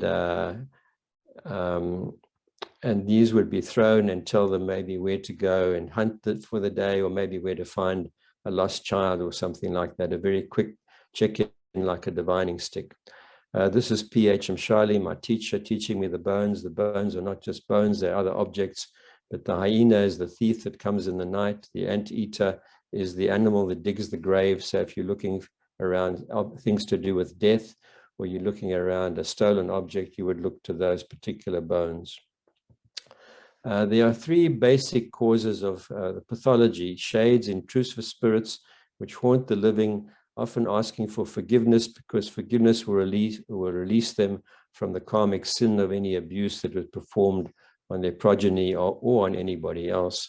This is real, and this is kind of diseases or dis-ease which will not be diagnosed by any Western technique or any psychotherapist. Sorcery and witchcraft are alive and well, not only in Africa, but all over the world. And it works whether you believe in it or not, or whether you know about it or not. And pollution is the energetic effect of these things on objects like land or things that belong to you, or even water. And in reality, you can go and see a physician and do a full workup. They will not be able to diagnose these things. You need to go to a Sangoma or Nyanga for the diagnosis and for the treatment. The effects of these diseases cause problems not only in spirit, but also in mind and body. In terms of spirit, the brain, it can shut down the prefrontal lobe, our higher consciousness. It can put us in monkey mind, survival mode. And in addition, it can affect our sympathetic nervous system, causing overdrive and causing diseases such as hypertension and so on. And it also affects our cells as well at an energetic level, and all these energetic factors that go beyond the autonomic nervous system. So treatment really relies on these methods I'm going to talk about. There are some pharmacological effects to the medicines that are used, but these usually are not really that important. It's really about a balance between placebo, the power of belief to help, to heal, and to cure, or nocebo, the power of belief to hurt, to harm, or even to kill. Witches and sorcerers use nocebo, sangomas use placebo, but unlike us, they enhance the power of placebo with their charm, their charisma, and their magical powers. It's important to know that these factors work directly on the belief system of the person and affect the inner healer directly and the life force of the person directly, very differently to distant healing or distant hexing, which is a field effect. It's non-local. It goes through the field. Distant healing has been shown in numerous double-blind studies to be effective, whether it's prayer or healing. Distant hexing also works, even though there are no studies to prove it. If you combine nocebo with distant healing and guilt, it can be a powerful remedy for severe harm. Guilt being somebody who knows they're bewitched, feels they deserve to be bewitched because of what they did, and they are bewitched. And of course, the witch will use dark forces rather than light forces that the Sangoma uses for their information. These are some of my medicines, and they work more or less according to the law of similars, which is as old as Hippocrates, who said, by similar things, a disease is produced, and through the application of the like is cured. So it works because things that resemble one another can affect one another. So red is the color of protection in all cultures, literally, and red is used for not only for protection, but for blood disorders, and include intrusive spirit disorders of the blood that went wrong. So this is kind of how they work. Essentially, the rituals are for calling, for protection, for cleansing, for healing, and for dreaming. And they are, in a sense, a password to the spirit world for a healing outcome. Free will is the cosmic law. It's cut in stone. You have to ask to receive, and you have to ask very specifically. You can't say, help me with my life. You have to say how you want to be helped. And each medicine, in a sense, is a prescription to the spirit world for a healing outcome, and is like an informed consent for surgery, which is really very specific about what they need to be done because of free will. So I'm going to end off here. Thank you for allowing me to present this stuff. I feel is very important, and I'll sign off now, and I will hopefully be available for questions when it comes to real time.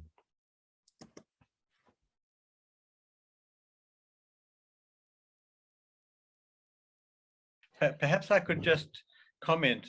David is a urologist. You know, he was I've known him for many years. He's a very earnest and dedicated fellow. And a lot of sometimes when he talks in concepts that are very different to the way we tend to think about things. And he was a brilliant student. He did the professorial rotations, and then went and became a urologist, and was drawn back to Africa, where he had a calling to, and it's a very interesting story, to become a Sangoma, which he took very seriously. And he's written a number of books about that experience, in addition to a number of books about the use of herbs and other things that he has found, and he's categorized them and cataloged them. And he's got a web page. I think if you just go to David Cumes, MD, you can pick up most of what he has done. And I'm just sorry that he's not here to talk to you about what his speech was. But his talk covered a huge area that I know in far too short a time that he was given. And I think that maybe some of the aspects of what he does, if there's enough interest, we can ask him to talk about directly to us at some point in the future. Thank you. I would like to say that I hope that you will have him back and give him enough time to describe that. I too did the professorial rotation and all that sort of thing, and I qualified in 1961, and many things in today's presentation touched on my experiences. When I was working, before working for Mosey Sussman in Professor Elliott's ward, we had a patient who died literally of hexing. She heard that, and that was at the then white tribal college, Johannesburg General Hospital, 1962 or 3, I think it was, or the end of 1961. And this woman heard that somebody was cursing her and had walked in her footprints, and she literally died of terror. At post-mortem, absolutely nothing was found pathological.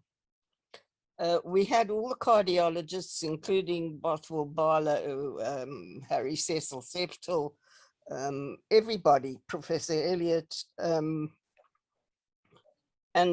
nobody could, and Mosey, and nobody could explain why she died.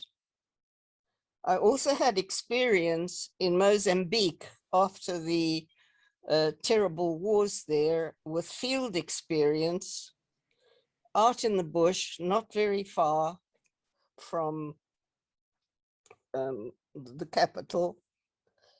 And I worked with the various healers, the tribal Ngomas, also when I came on a trauma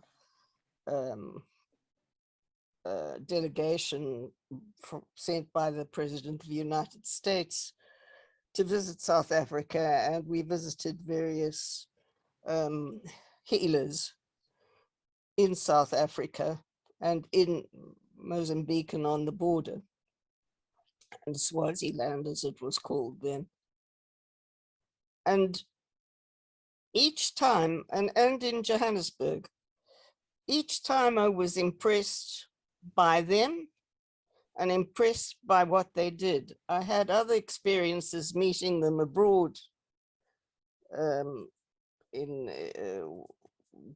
before Yugoslavia broke down, when I was a traumatologist. I'm primarily, after my Wits medical training, thanks to Mosey Sussman, I became a psychoanalyst and a Tavistock specialist and a traumatologist. And Sid Bidoff and I qualified at the same time. I'd very much like him to get in touch with me. In fact, I'd like to talk to and interview absolutely everyone from the 1961 qualifying class.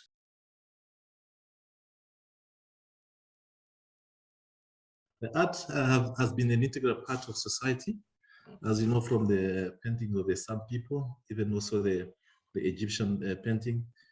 We could get a glimpse into the universe of the previous generation. And really, we get to document history through the art. The other thing is that the arts also have benefits to society. But who's an artist? Everybody, all of us here, we're artists. But unfortunately, most of us don't consider ourselves as artists, as we don't see art as a serious career, even when one is very good at it, even where you are seriously gifted. There's also a lack of art appreciation, and most of the artworks are given a very, very cheap monetary value. But we know that some pieces of art have been sold for millions of US dollars in many auctions around the world. We also have to mention some of our local artists like Emma Stein, Pemba, and recently there was a collaboration between Dr. Esther Mahlangu and the BMW Group to promote the Ndebele art. But unfortunately, it took so long for her to be recognized. But anyway, it's a very great move that we should be encouraging. My influence was when I was in high school doing history. So I was really fascinated by the classic movement during the Renaissance with the humanists. With simplicity, there was also like stress, emphasis on proportion, which come down to the harmony and on the human sphere. There's also a search for perfection, but despite that, the search for perfection, we're always reminded to restrain the emotions, just to be moderate. Is this sort of multitasking? I used to keep myself thinking that if you want to have all this knowledge in the different spheres of life, it means you should be multitasking, and which is very difficult in the current situation. We know that with the humanist movement, it was about almost like a transition from the previous speech about the Sangoma, the world, to now the human intelligence, the rational, thinking beyond what people used to think about in mysticism and magic. I was also influenced by this man, Da Vinci, was really the Renaissance humanist ideal. This man had so many talents. He was an Italian painter, a draftsman, an engineer, a scientist, a sculptor, and architect. So during my younger days, I wanted to be like him. And I want to do a bit of electricity, a bit of science, a bit of art sculpting.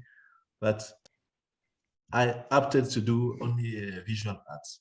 I was not good at playing guitars or any other instrument or music. So I opted to do visual art. I had the ability to draw in primary school. I illustrated comic books for children. And one of the books was exhibited during the Venice Art Biennale in 1999. But I could not attend that event because during that week, there was an anatomy test that was the plan. So I had to make a choice between traveling there and missing the anatomy test. Obviously, I chose the anatomy test. That's why now I'm a doctor today. So this book, The Magic Feather, is the one that was exhibited there. And on the other side, you see this lino print. Is a lino card that I made, but which is almost like a mysterious. It's called Inside a Monster. Inside a monster, you find so many things according to the Burundian tradition. So I print some of my works for decoration in my office of my house. This is another painting that I made. It was from acrylics. It was exhibited sometime during an art exhibition at Kirstenbosch Gardens. So the art really is stifled in the pursuit of our different careers. Even myself, I could not pursue it. I had to change and become a medical doctor. But things actually now are changing positively in many areas, especially in the performing arts. We see many youth embracing the performing arts due to the advent of different platforms and also for social media. The benefits are really like I can mention the psychological benefits with stress reduction and also the promotion of well-being.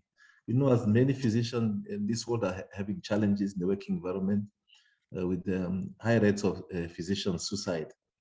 So art is something else that people could look at besides what we normally do in our careers. and also provide financial. You can get also financial rewards with also through social media or your gallery exhibitions or your art fairs.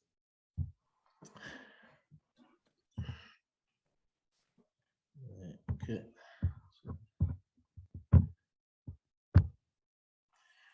The benefit society, there is an opportunity to engage society on different issues, and also it can also help alleviate poverty and unemployment in this current setting. This is one of the pictures that I took and used it as a way to stress the current surge of violence against women, and also it was a part of the Vogue challenge that was happening on social media. Like most people were saying, we are privileged to have paying jobs, but with this should allow us to pursue all the things that we want to be, besides the current careers that we enjoy. You know, we should be able to do art with no pressure and enjoy it. I choose photography because as opposed to the traditional painting, which is labor intensive and time consuming, you get an instant gratification with photography due to the current digital advancement. And also you have different softwares that you can use to get almost what looks like a painting. So we can't get this a painterly effect, like this picture that I took in one of the Zulu women. So I try to make it as painterly as it can become, but it never be the same as your normal painting. We should use our art to decorate our offices. And I do it for my house, also for my office. I remember during the lockdown level 5, when we were all locked in our houses, I was like locked in a gallery. So for me, the stress was less because I have works that are all hanging all over my house. So I was thinking about people whose walls are really empty, how they're coping. Besides, you discover new things in a painting. When I look at a painting, it's never the same every time you look at it. It's kind of a mystery to me. I attend shows. It's very fascinating for me because there's so much organization that goes into this kind of fashion shows. You have people who are in charge of lighting, so they make it in such a way that the show should be pleasing to the participants. And then you have your stage designers. Also, everything is done according to a set objective. And as a photographer, when you are there, you get to see what color palettes are there, and you choose different angles to get what you need, and as a result of you taking pictures. This was part of the show that was at the African Fashion International. So it's the same thing that goes on. Then also I do astrophotography, but not as a really astrologist. I'm not interested in knowing different stars, but I'm only interested at the aesthetic side of this. Go to enlarge this picture about 2 meters out of 150 for the reception area, which is actually magnificent. I would just say encourage everybody to start with a small project in whatever field that you are interested in, especially for if you're an artist. Just attend art classes, do music lessons. I know procrastination is always an enemy to all of us. Most people have papers that they want to publish, but you never get to do it because you still think I'll do it tomorrow, but tomorrow never comes. Also, I still have planned projects and unfinished canvases that are waiting for my touch. Moreover, art will usually help us during our retirement time. You know, it keeps you busy and almost younger. So I'm just saying, just do it. And thank you very much for the opportunity to present. Right, thanks so much, Christian. Any insights from anyone or any questions for Christian? I think it's really amazing how diverse all of us health professionals actually are, in having many talents, other than just the one that we started out with having. Ian. I was just saying, it's so inspiring to have heard this presentation, and it all boils down to the issue of, if you're going to do something, just do it. But I can't help asking, our presenter here, or trying to encourage you to go back to painting, because there's nothing more intense than staring at a blank sheet of paper, wondering or canvas, wondering what you're going to do next, and then absorbing yourself for hours on end, with everybody standing wondering what it is that you're doing.